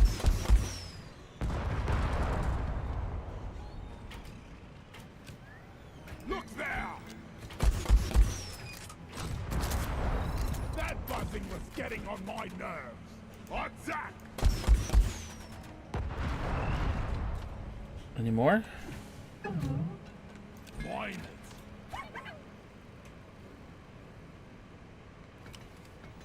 Shoot it! Secondary objective Nice. complete. Now finish the job. Help me mine Okay, it. good. I don't have to worry about the secondary objective anymore.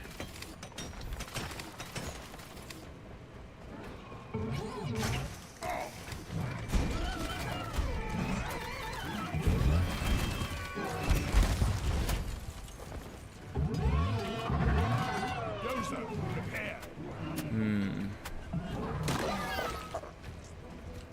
Does not look like there's any great places.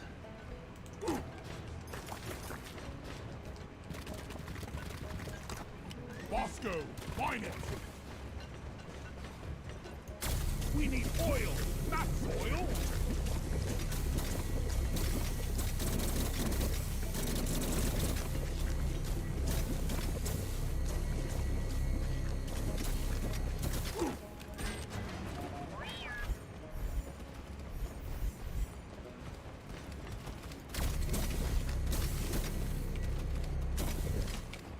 Wally is on the way. I'll only go over there so I can get this stuff.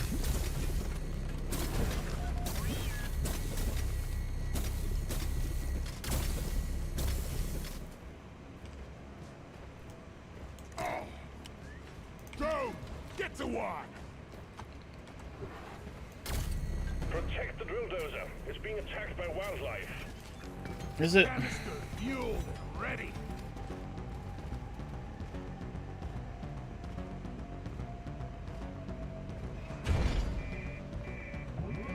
It is now. Whoever's got the last canister, get a move on!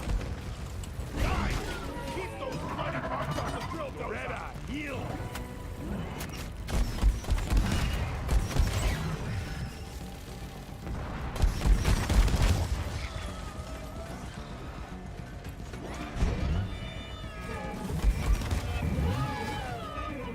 Well, you can just go over there and do that.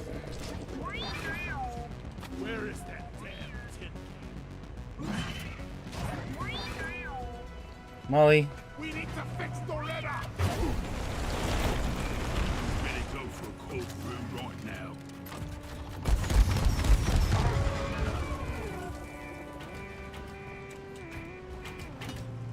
Reda repair! Oh, there it is. Good.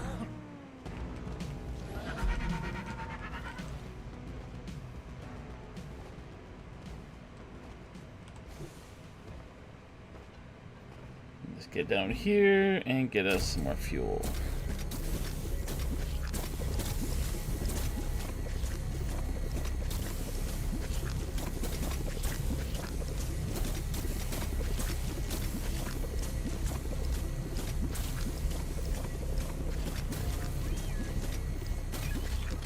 This Perfect. canister is full. Gotta get it plugged back in. Perfect, perfect, perfect.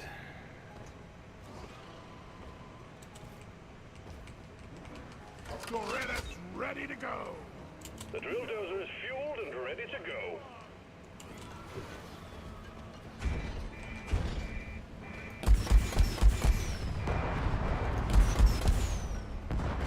Your history.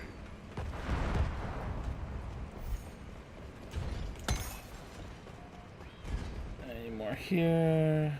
Nope. It's on the other side. On the back. Okay, I'll have to backtrack anyways, so.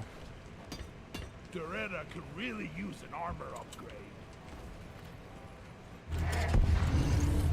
The drill dozer is en route to I think the she Hearthstone. did get an armor Expect upgrade, heavy though. resistance. Pretty sure. Oh, let me try. Don't mind this.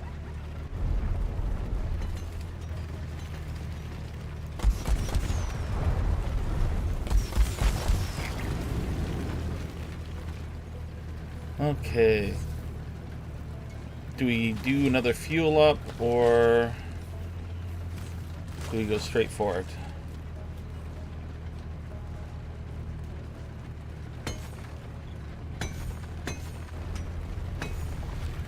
Bosco, mine it.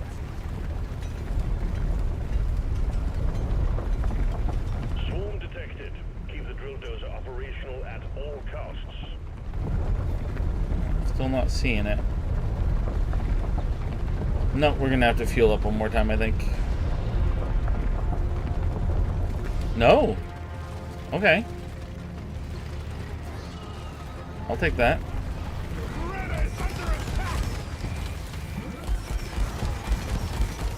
Drill dozer has reached the target. The Omeran Hearthstone is jamming our readings, but we expect heavy pressure when the drilling commences. I don't have enough nitro. Commencing. Drill dozer running at full steam. Stay alert, team. The noise and vibrations are attracting the bugs. We got a big horde of enemies approaching the drill dozer. Defend it or die trying. I don't think this will be enough. Go, get to work. Swarm, No. it's a big one, team. Oh well. I'll just have to make do with what I got.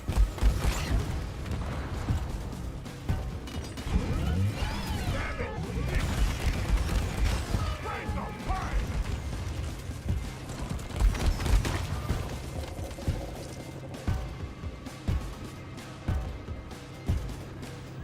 Go, get to work.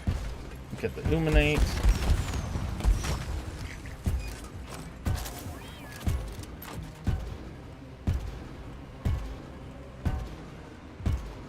Let's get off this. Okay, which one do we got?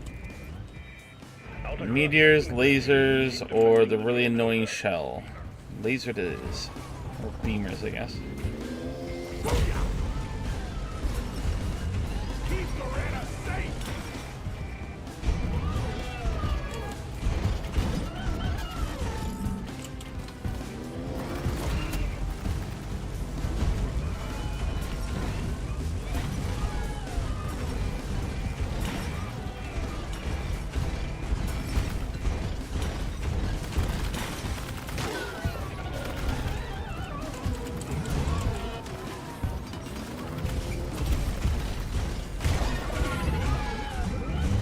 Come on, Bosco.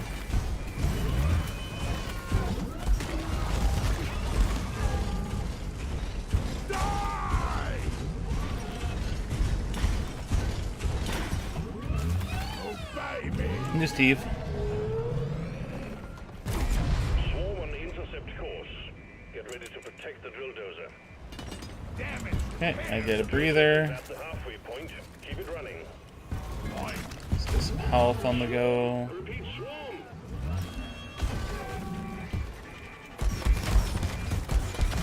Attack Doretta.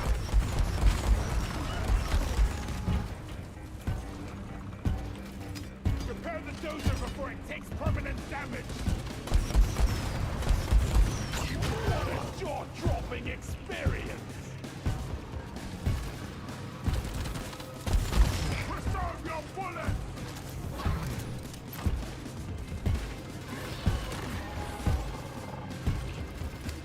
This is easy.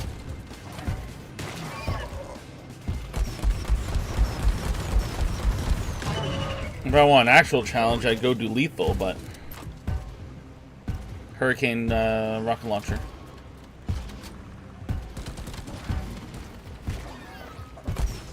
Lets you control where the missiles go.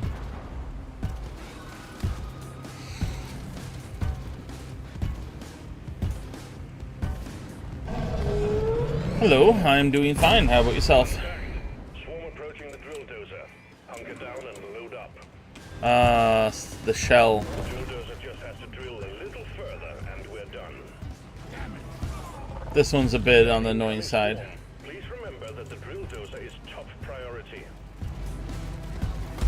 Contact! Lock and load!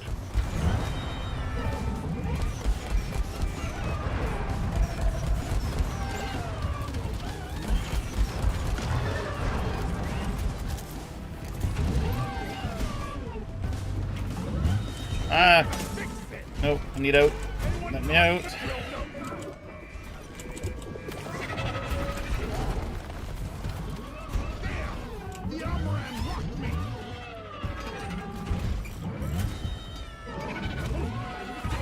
Come on, repair, repair, repair.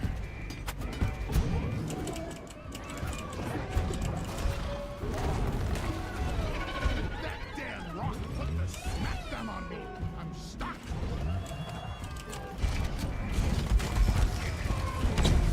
I'll just let it go.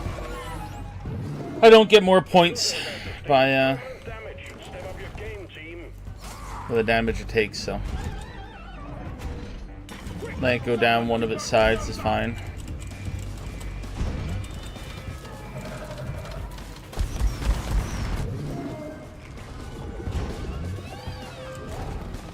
Beretta won't make it like this.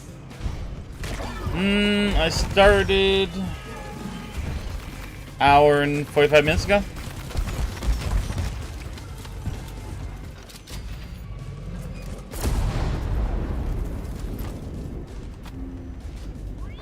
The drill dozer served its purpose. The Heartstone is ours. Deposit it and wrap up the mission. Nicely done. Armor and Heartstone secured. Yeah, hour 45 minutes ago is when I started. When you're ready. Alright, let's see if we can get some secondaries in here. Or not secondaries, the overclock ones and the new Why just put up a sit? new one that gives you those cores. I don't really need the cores for the season thing anymore, but they are more XP for the season. So they're still worth doing.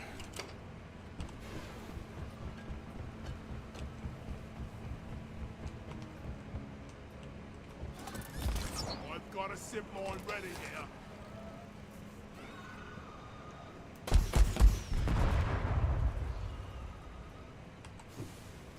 Doesn't look like there's anything up here. Nope, nothing up there. Let's do a backtrack. Grab whatever we can grab, because I got the pot of gold, so double gold is still double gold.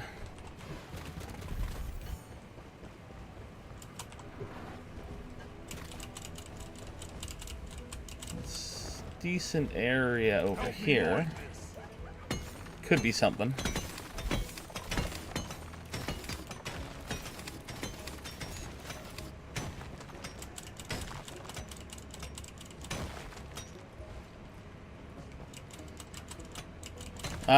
I like my game logo. It's actually exactly what I want it to be, considering I made it myself.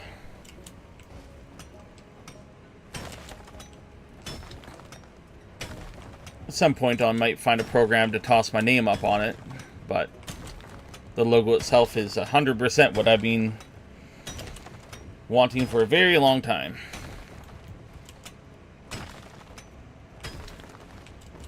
So, thanks for the offer, but I am definitely content with what I have.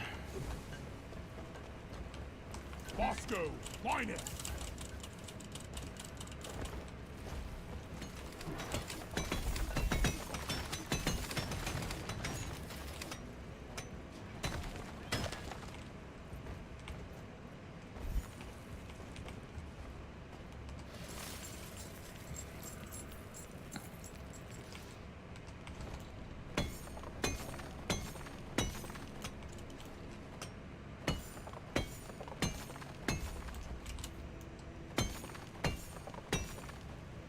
Yeah, nope, that's what I'm referring to as well. the Neely Knight with the dragon shield and the hammer. That is, I made that myself, and I am absolutely happy with it. Well, I'm not going to claim to be the one who made it 100% myself. I did obviously use some assistance, but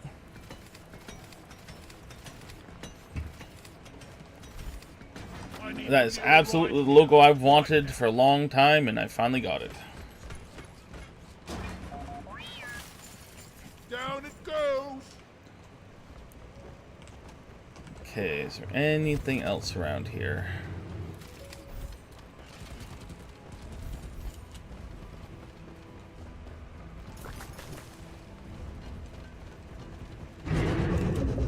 I do need to, at some point in time, actually make a proper banner, but...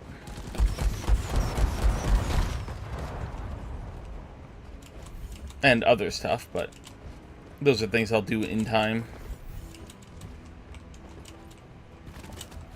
Ah, here we go. That's what I was looking for. There's nothing over there, it looks like, so I'll just do this. Things are about to heat up, lads.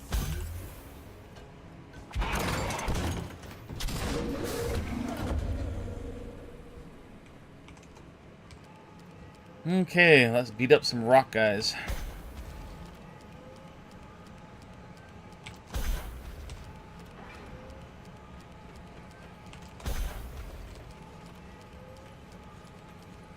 Be ready for anything. Parasite beacon activated. Aliens and Parasite. Parasite are going to be drawn to your Oh. location. Kill them, grab the sample. Those are rock guys. Stuff them in the machine Miss, for further analysis. misread the middle.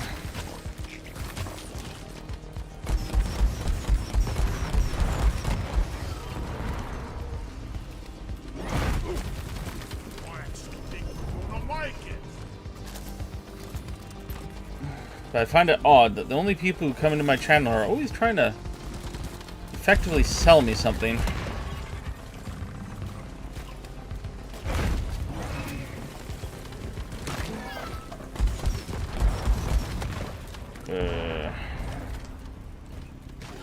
Bosco, help me carry this.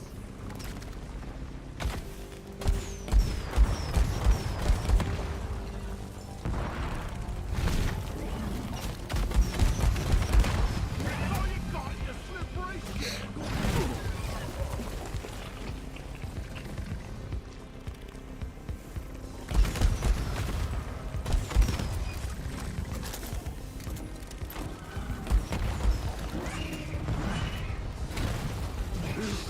Let's not do that again.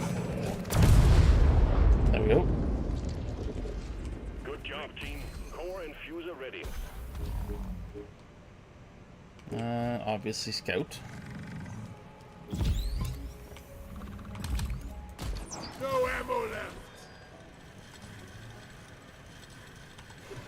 Anything over here? Nope. And I think there's only one more tunnel I need to worry about. This one. Help me mine this. And then we can end the mission, and I should have enough time for one more.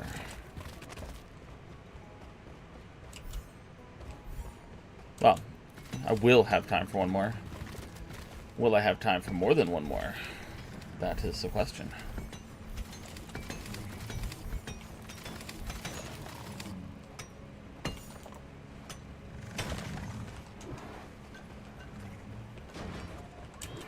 I don't see... oh, more gold. Go! Get to work!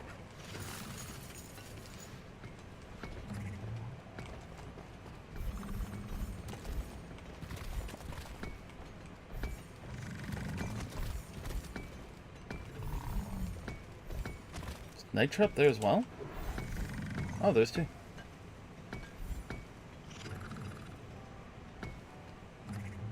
Bosco! You're not done yet.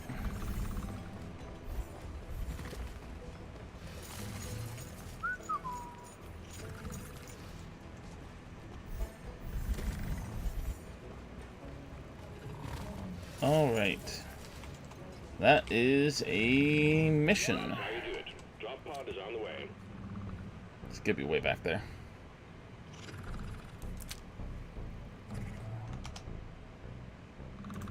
I have 4 viewers.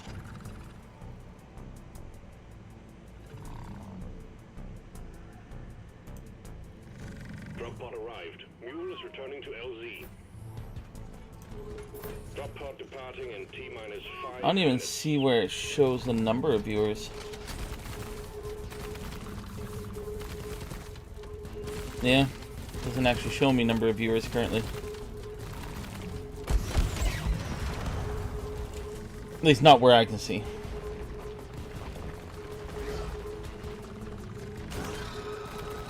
Yeah, I'm still trying to get used to this interface.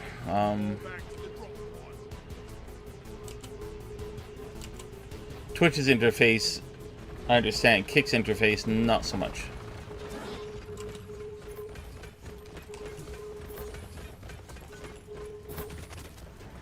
I like it. It's visually appealing.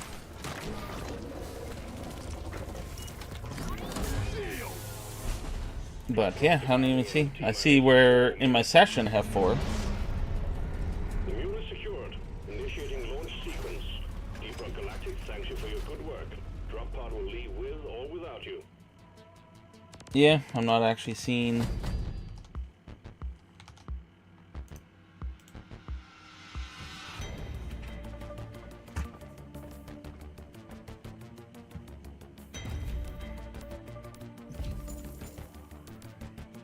Alright, let's see.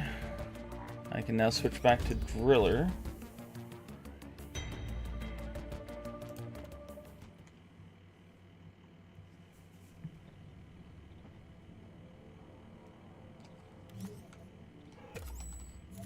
Yeah, my interface is different. I'd actually have to go to the stream and not the session part. My interface is going to be a bit different.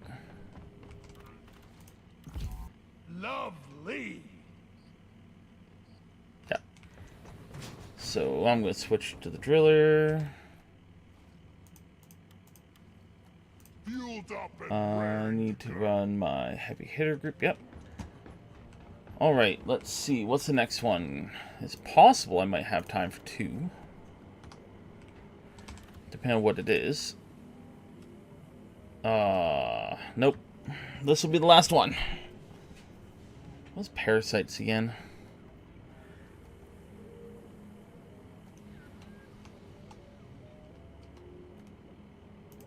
What was it? Oh, that's what that one does. I've never actually done random. Yeah, this one's a bit of a long one. That's lethophage. What does parasites? Confusing inside out. Oh, yep. That's what I thought. Is lethophages. Okay.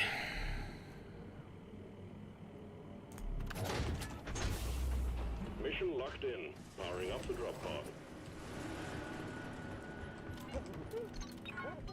Yeah, let's go for more pot of gold. Anything that gives more gold. Really, the only fast ones that I'd actually say are fast would be single step eggs or egg hunts, single step mining, exterminates can be quick.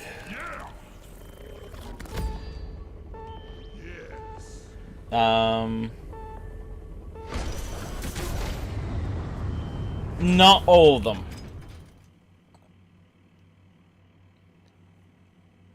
I'd say the fast ones are consistently generally fun. I don't like exterminates because depending on which bugs you have to exterminate or which of the bosses you have to exterminate, those ones can just be annoying.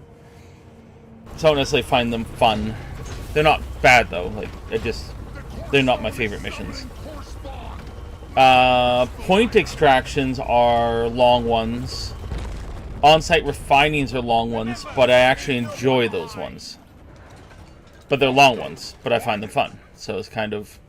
We've discovered a number of mysterious prospecting facilities on I just We're sending you in to deal with that data vault. don't like this one.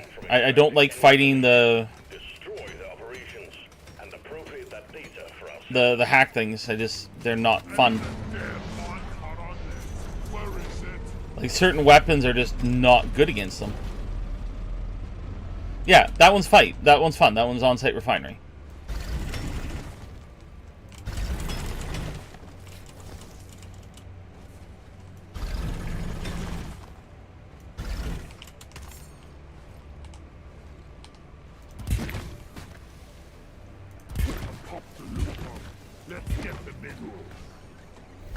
And I like the ones where you gotta get the blue rocks from all over the place. That one I like too. But I only like that one solo. When I'm playing with groups, that one's less fun because that one's a bit more tedious to get done. Bosco makes that one easy mode, but I like that one. It's relaxing, so I just kind of mine and get stuff. This one requires killing that spinny robot thing. I find it tedious.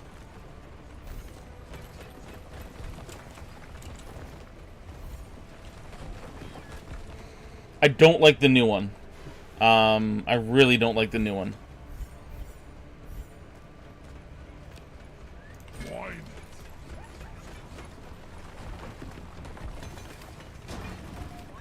The one that bounces. What bounces? Sometimes I wonder if mining is all there is to life.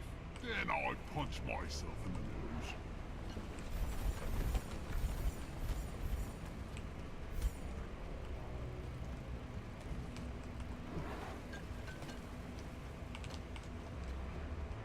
Yeah, that's what this one is.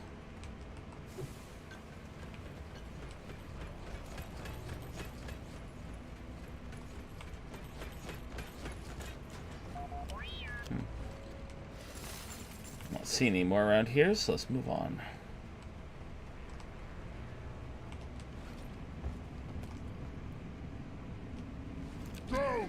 Like, if I was actually running my builds I specifically have made for this type of stuff, it'd be different. I have an engineer build that I specifically run on this one that makes it a lot easier, but I currently care more about getting the weapon skins than I do about making my life easier.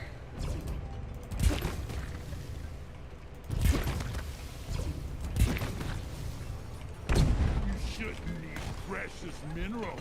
It will get you killed. Like, this is not the best weapon for it.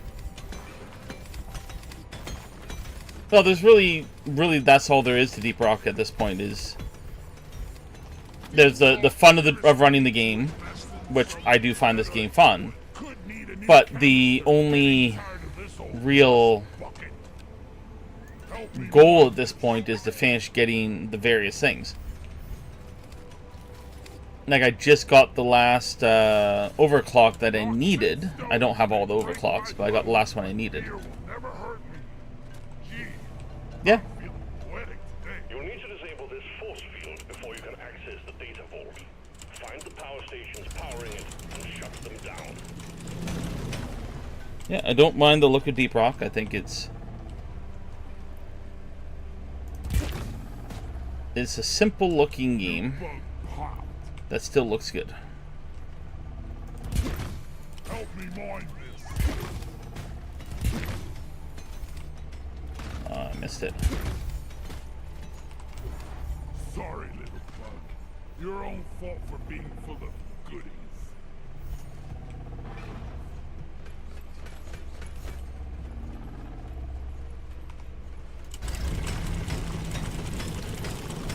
For me, it's not always about the look. Like, Vampire Survivors is not a fancy looking game, but I really enjoy it. Loot bug eliminated. I enjoy the gameplay loop of it. But, like I said, it's not a pretty game. It's very simple, very 8-bit, but it's still fun. So a game doesn't have to look amazing to be enjoyable. It helps. Definitely does. Come here, Steve.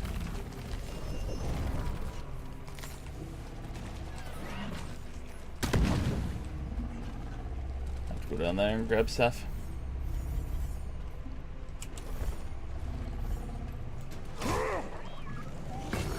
I was like, that's the big thing about the first Ascendant. It has these very, very realistic graphics. It's a very pretty game. I have a computer, luckily, that's powerful enough to run it. But it needs to be more than just pretty. I like grittier games. Yeah, grittier games nice.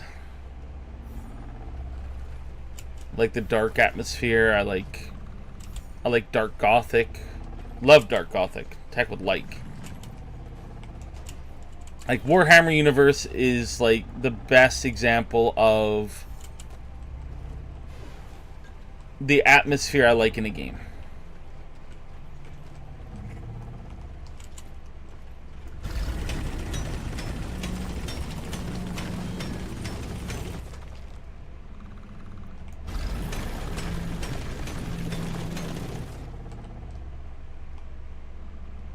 Alright, I'm a little bit high, but whatever. Move your tin ass over here and hurry, please. It's probably one of the most enjoyable things about the campaign I'm working on is that it is... Oh, dual secondary, sorry. My brain just got confused there. I'm like, I was just picking up bolos. Why am I suddenly picking up these?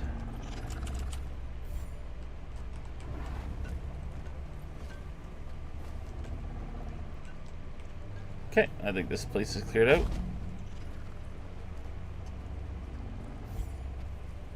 Go! Get to work! I called for you.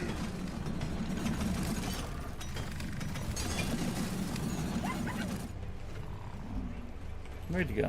There you are. Give me that. Depositing minerals.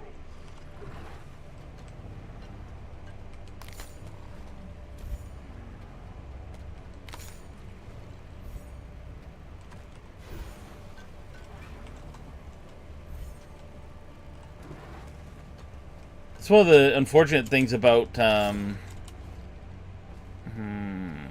we're gonna go this way. The Warhammer fantasy universe is that when they did try to come up with the Warhammer MMO, which was a fantastic idea, they decided to focus it into a PvP atmosphere and tried to make it like, what is that game called? Dark Age of Camelot. They tried to basically fill the niche the Dark Age of Camelot had. And unfortunately, it really...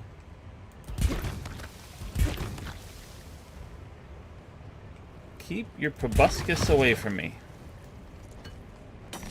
It didn't do a good enough job trying to fill it. It was like trying to be Dark Age of Camelot, but at the same time it was trying to be World of Warcraft, and it was just... I don't think they realized that the reason why Dark Age was successful and why World of Warcraft was successful, and they just saw, hey, let's make a very PvP-oriented game like World of Warcraft. And it didn't work. It's like BDO, Black Desert Online. Black Desert Online is succeeded where something like Terra did not. And again, it's you have to do it right. Terra was fun, but it was a PvP designed or oriented game that people who liked MMOs, the PvP style MMOs, found very enjoyable. But then once they get to the end game and they realize, oh, the end game is meant to be more PvP oriented, at least originally, the game fell off. And I think that's where I have a feeling the first Ascendant is going to struggle. The game as a looter shooter is enjoyable. The leveling process is enjoyable. I think people are going to get to the end game and get to the hard mode stuff and realize, oh, this is just a grinder. Interesting. Oh, cool. I will be back for you. And I have a feeling a lot of people are going to be put off by it. You're cute, but you're dead. It's the big thing is trying. The big problem of the First Ascendant is trying to be two games at once. It wants to be a Warframe clone. Is very much a Warframe clone in a lot of ways, but it's also trying to be Destiny, or Destiny 2 at least. And that's the big problem with it. Destiny 2 and Warframe are very, very distinct games. And they attract very distinct people. Warframe players are there for the grind. Destiny 2 players don't mind the grind, but they're very much there for the story.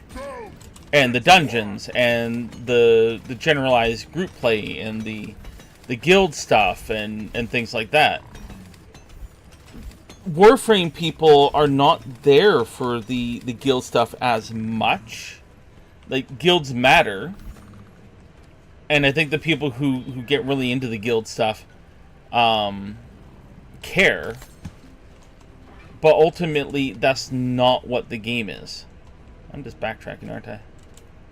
Yeah, where am I going? Oh.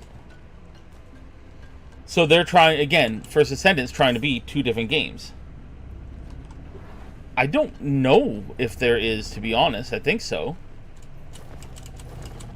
Yeah, I'm going to go back there in a second. I just saw a fossil. And I want it. It's mine.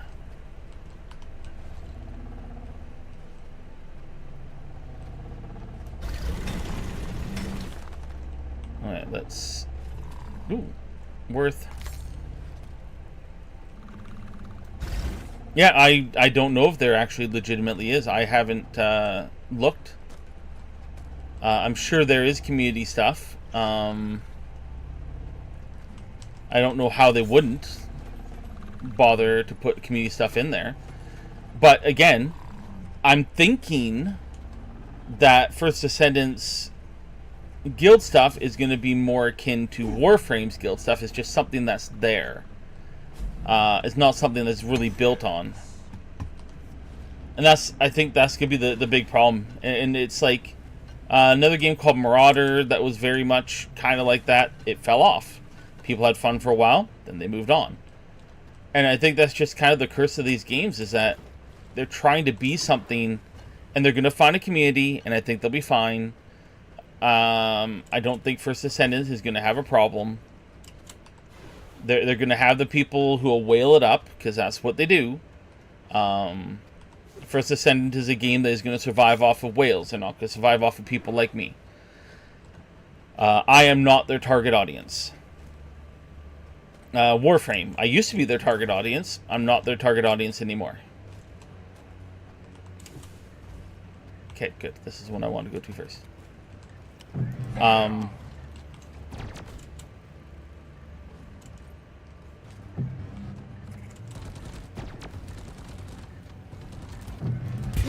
The games like WoW are never going to exist again. Except in very, very, very rare circumstances.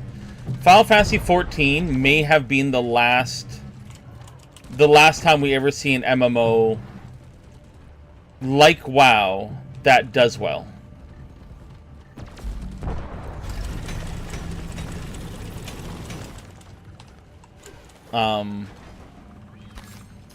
World of Warcraft has apparently realized this and realized that they were trying to be something they weren't. And apparently, again, I say apparently because it's all things I'm hearing. Did I get it? Yes. Their new expansions is starting to look like it may be back to old world WoW. But I think they also realize that they've lost their actually, I say old world WoW. I think World of Warcraft has realized that World of Warcraft doesn't work anymore. I think they're trying to be more like Final Fantasy XIV. And realizing that there are people like me who play MMOs alone, and they're trying to accommodate solo players a lot more with their whole delve system. And that's something that Final Fantasy XIV has done a fantastic job, is making the MMO experience an optional one. Basically building an MMO, but creating it so that people can do the solo stuff. Because a lot of people don't have friend groups. A lot of people don't want friend groups. And COVID was I think COVID had a big impact on that. Where a lot of people are becoming more and more insular. And people are becoming less and less likely to come out of their bubble. You're seeing a lot more people relying on online relationships, like online streamer relationships. So you'll have somebody who will turn on a stream and watch them while playing the exact same game and kind of having that's how they have their shared experience, and very rarely actually playing with other people. I think we're seeing a big rise in that. There's actually a word for it, and I can't remember what it is. I'm not sure why I keep blanking on this word, because I can't remember where I heard it. But it was literally the description of it, of people having online friendships with streamers.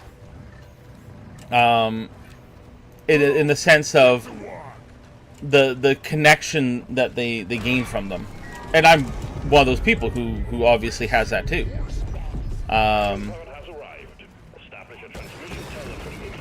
I very much enjoy watching live streams more than I like watching TV shows, for example.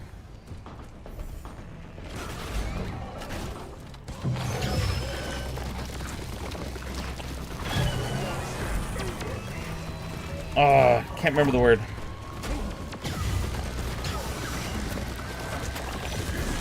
Parasocial. Haha, there we go. Parasocial relationships.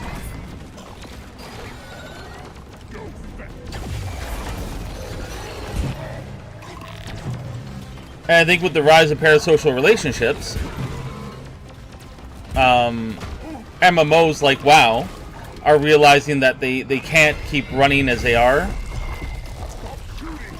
I think they are also realizing that like 40-man raids, which used to be the thing, are now down to 20-man raids, or now down to 20 or 30, or I don't even know what WoW's raid system is like anymore. But people are struggling to find even 10 people to fill out a raid. So it's not that raiding is less popular. People want to raid. People want the gear. But this game's so much harder to actually fill it out, the roster now. It's hard to get people who will work that way. I'm sure there's lots of different reasons. Did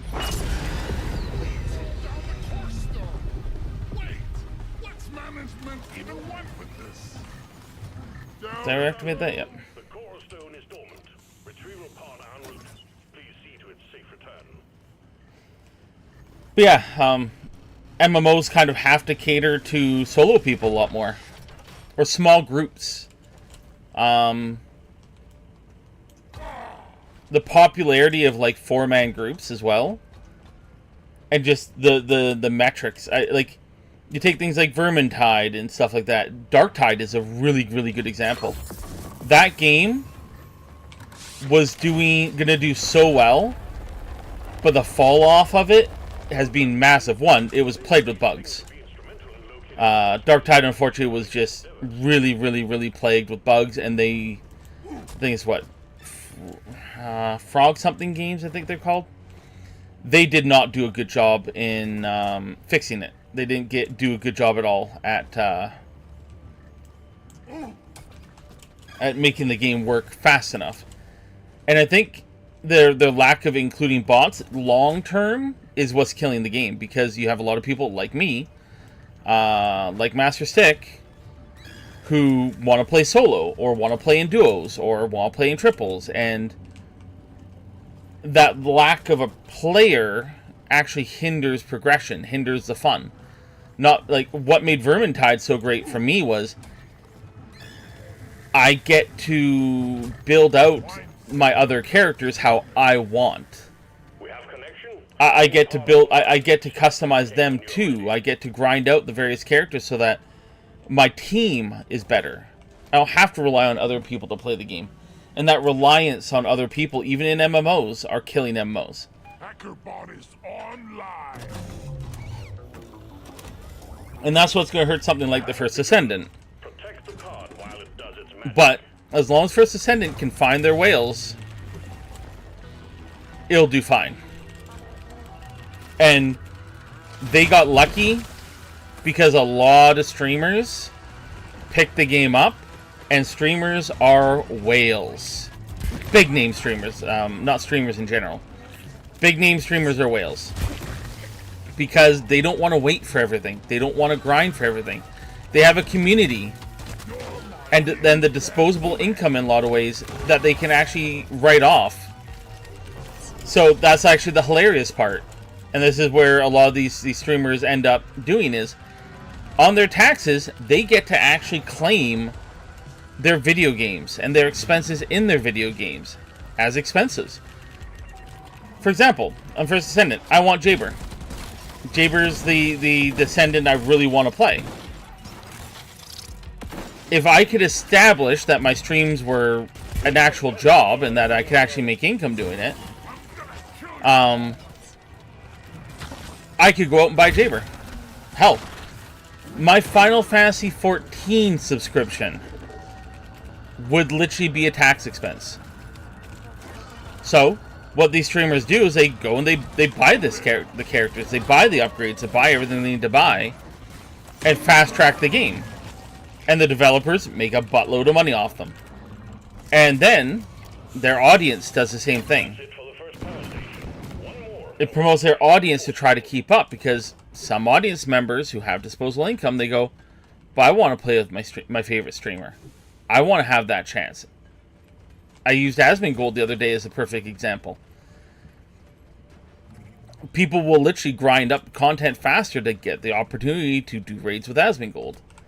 But that stuff happens all the time. And it's what streamers do to get a community built up, and it works. But games like First Ascendant rely on them nowadays.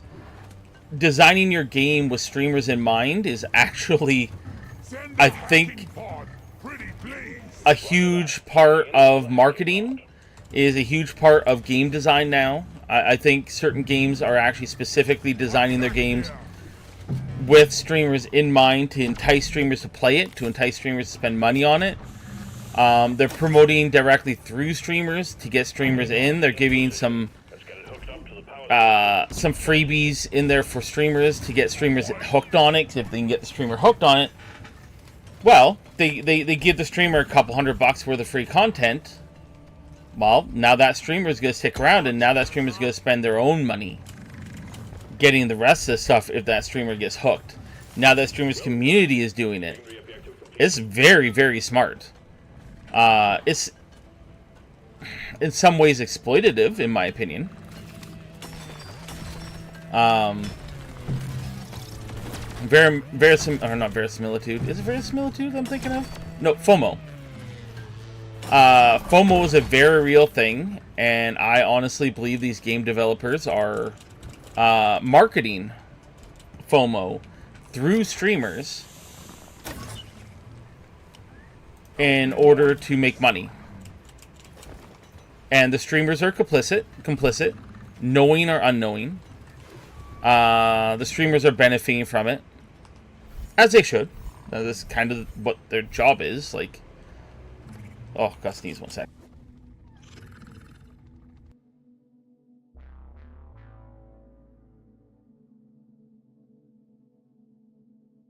No third one. But streamers are capitalizing on it.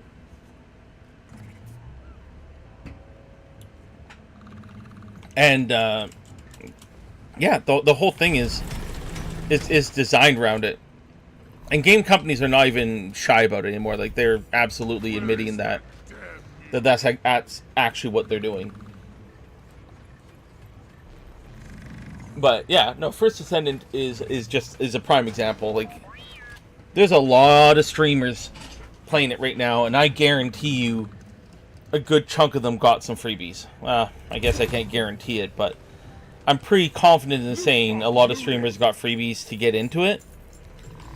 They probably legitimately enjoy the game, so it's not like the streamer themselves are doing anything wrong. They're not trying to deceive their people. I don't actually think these streamers are being paid to play it, even though they hate the game. I think they legitimately enjoy the game. And all that. It's just... there's a certain niche of really?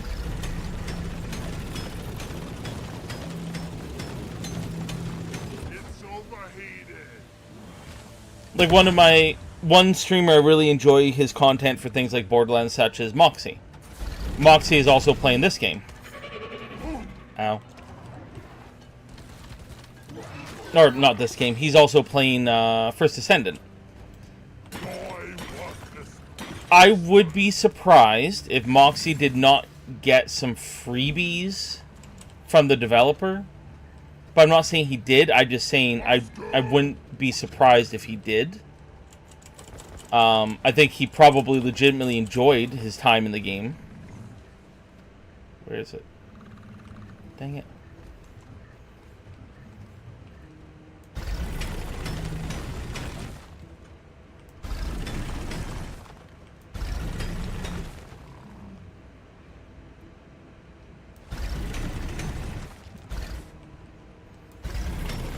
Haha.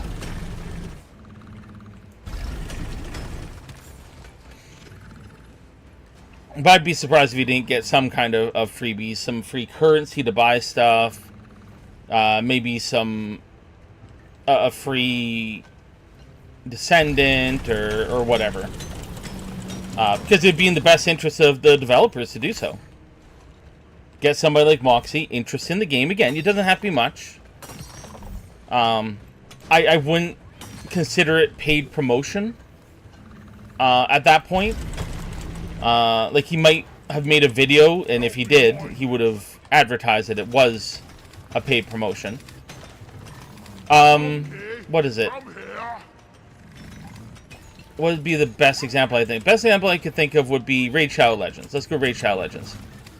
Raid Shadow Legends pays a lot of streamers to play their game. Or not to play, to promote their game. Several of them probably legitimately enjoy it. Where is this stupid thing?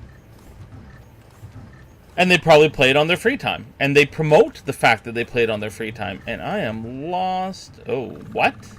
Bosco, light. What the...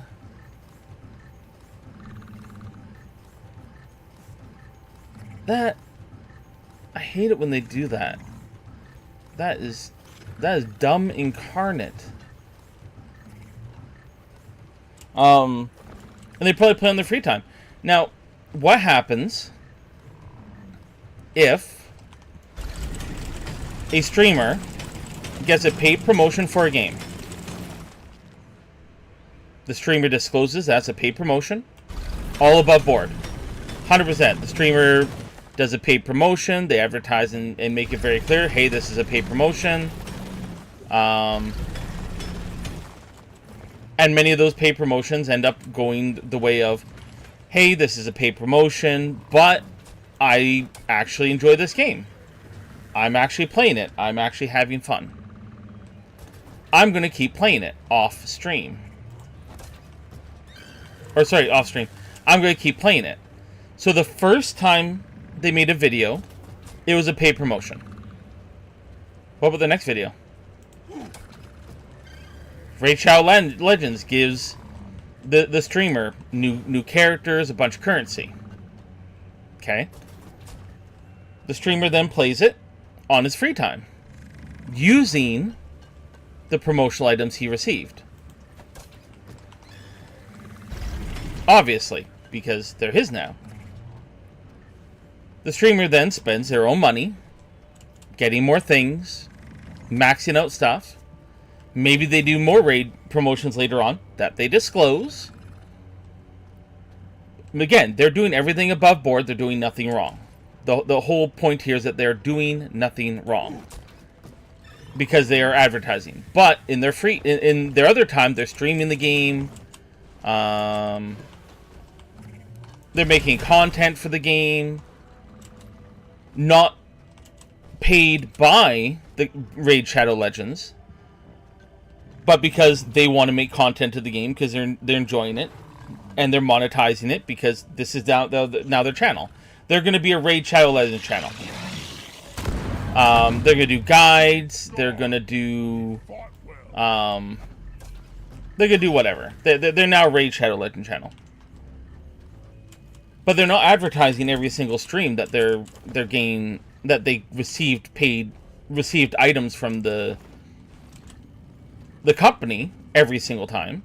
Because why would you? Because they're not receiving more.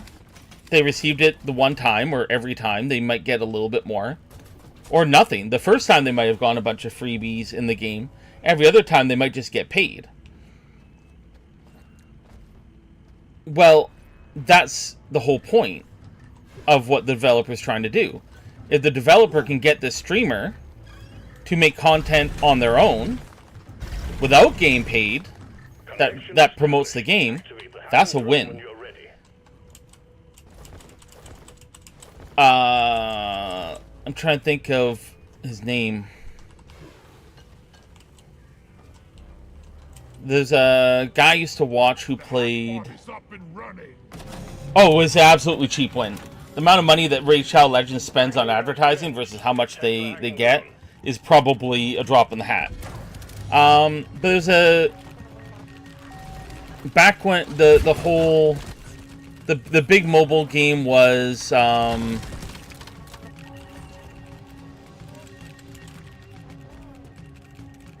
What was it? I'm blanking on it. It was really popular for a while, and there's a streamer named Mo. Was it Mo? Maybe that's just the name. I used to play it. I used to play the game too. I never spent money on it, but I played it too, and I enjoyed the grind.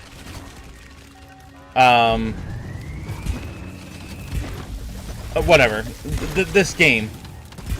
He would make promo content, promo content for all the time. He'd play in tournaments.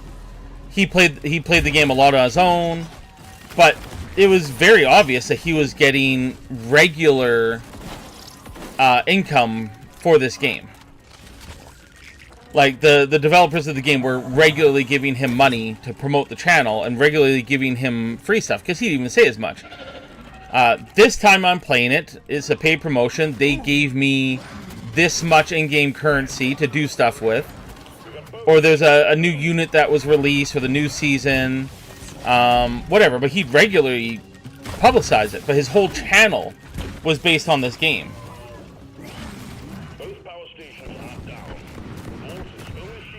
And a lot of the things that he had on his account was paid for by this company. And this was his game. They weren't the only one. There's I want to say his name was Matt Pat's another one. I don't know if Matt Pat was as much, 'cause I never watched it. No, it's not Matt Pat. Maybe? But I think his was the same way. But the point being is, this whole channel is dedicated to this mobile game. This mobile game regularly gives these people money. Or free currency, in-game currency, to promote their game. They promote it above board, in my opinion. They're not hiding it. They're not hiding their promotions. But all the things that they have, or a large amount of the things that they have in the game, was paid for by the company itself. I don't know where the other fossils are, and I don't think I care enough to grind it, because I hate fossils. Well, that's not the whole point. The whole point I'm trying to make, and I'm doing a very poor job of it, is that because it has been so successful in the mobile market, yeah,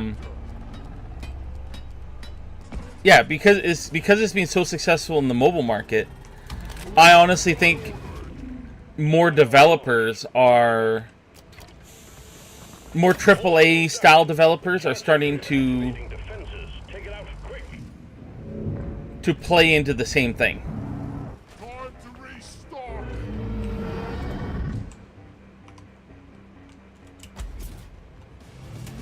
Explosives, fine. That won't work. No, didn't think so.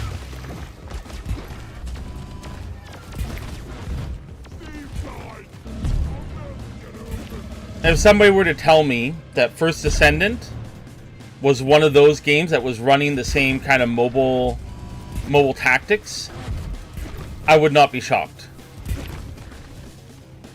Now, to be fair, they are also a game that is getting a lot of promotion due to the culture war, which is a big thing.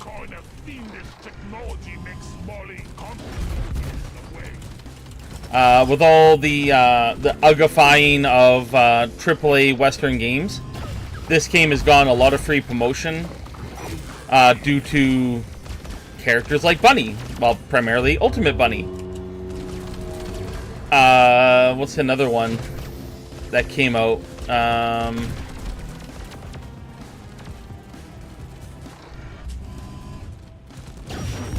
They censored it. They did some censorship, and that got a bunch of backlash, and they ended up reversing a bunch of it because people were crapping on them. I can't remember what it was called. So as long as First Descendant doesn't start censoring Bunny and characters in the game, people are gonna play it just because of that. Not necessarily because, hey, look, sexy anime girls. It's also gonna be, this company made sexy anime girls in a market that keeps trying to make women ugly, and you're going to get people who are going to promote the game and support the game solely for that, which I think is a factor for First Descendant that's going to their benefit.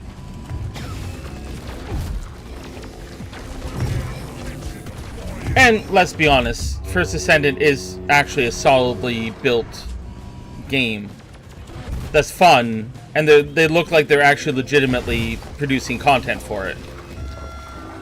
It doesn't appear like they're being lazy, so that's to their benefit too.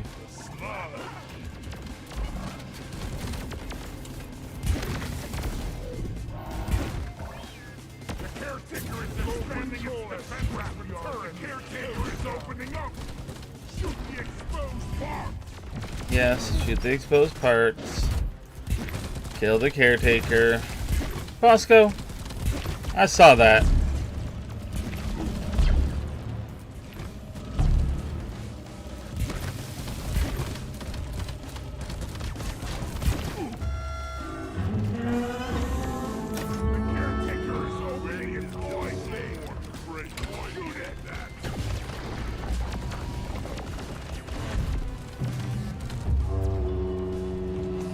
Almost into stream time. Running a little bit over, but that's kind of how I designed it. I designed it so that my schedule, so that if I was stuck at 12:30 doing something, I had a buffer.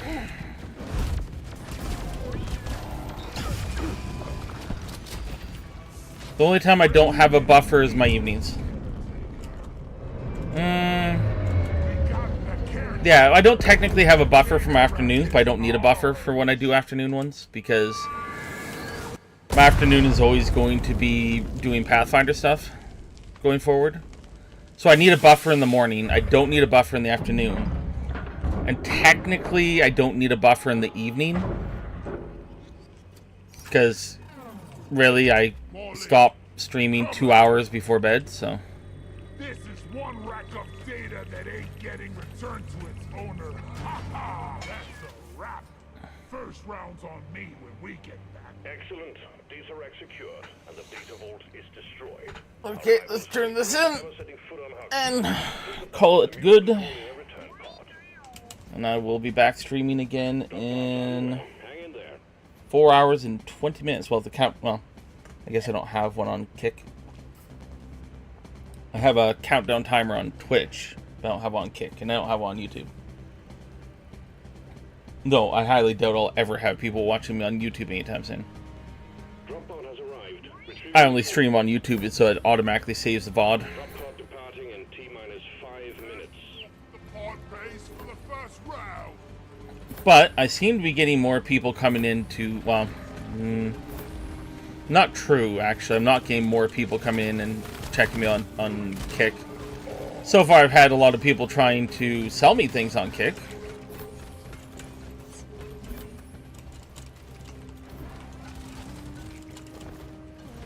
No, I guess it was one guy. So I need to put more work into Kick, is what I need to do. Maybe I'll do that this weekend. See what extensions Kick has. Try to figure out if I can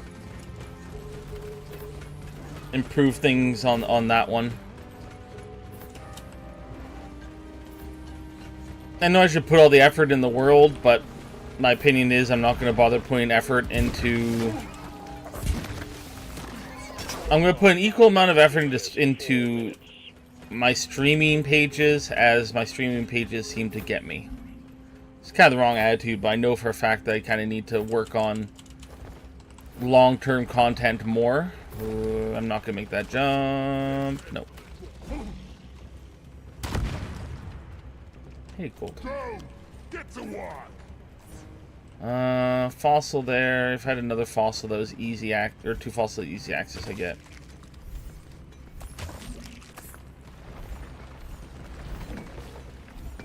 Oh. This one's for Carl. That's a lot of gold in here. The mule has docked, initiating launch sequence. Yeah.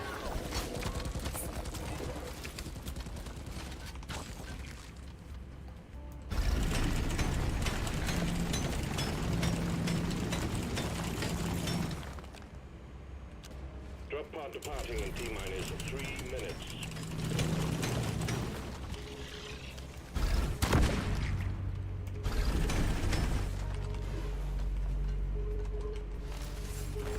Consider this. Do we have two fossils?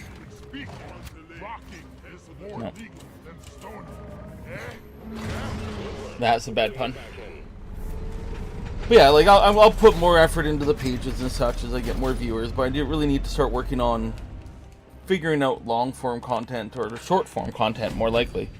But I'm not really playing anything that's gonna give me that. It's like, what interesting thing happened during my run this time? Really nothing.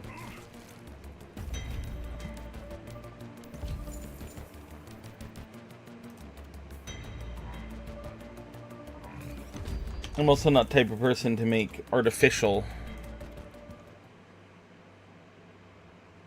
stuff in that regard. I don't know. I'll figure it out. Ooh. More perk points that are useless. Yay, a useless perk point.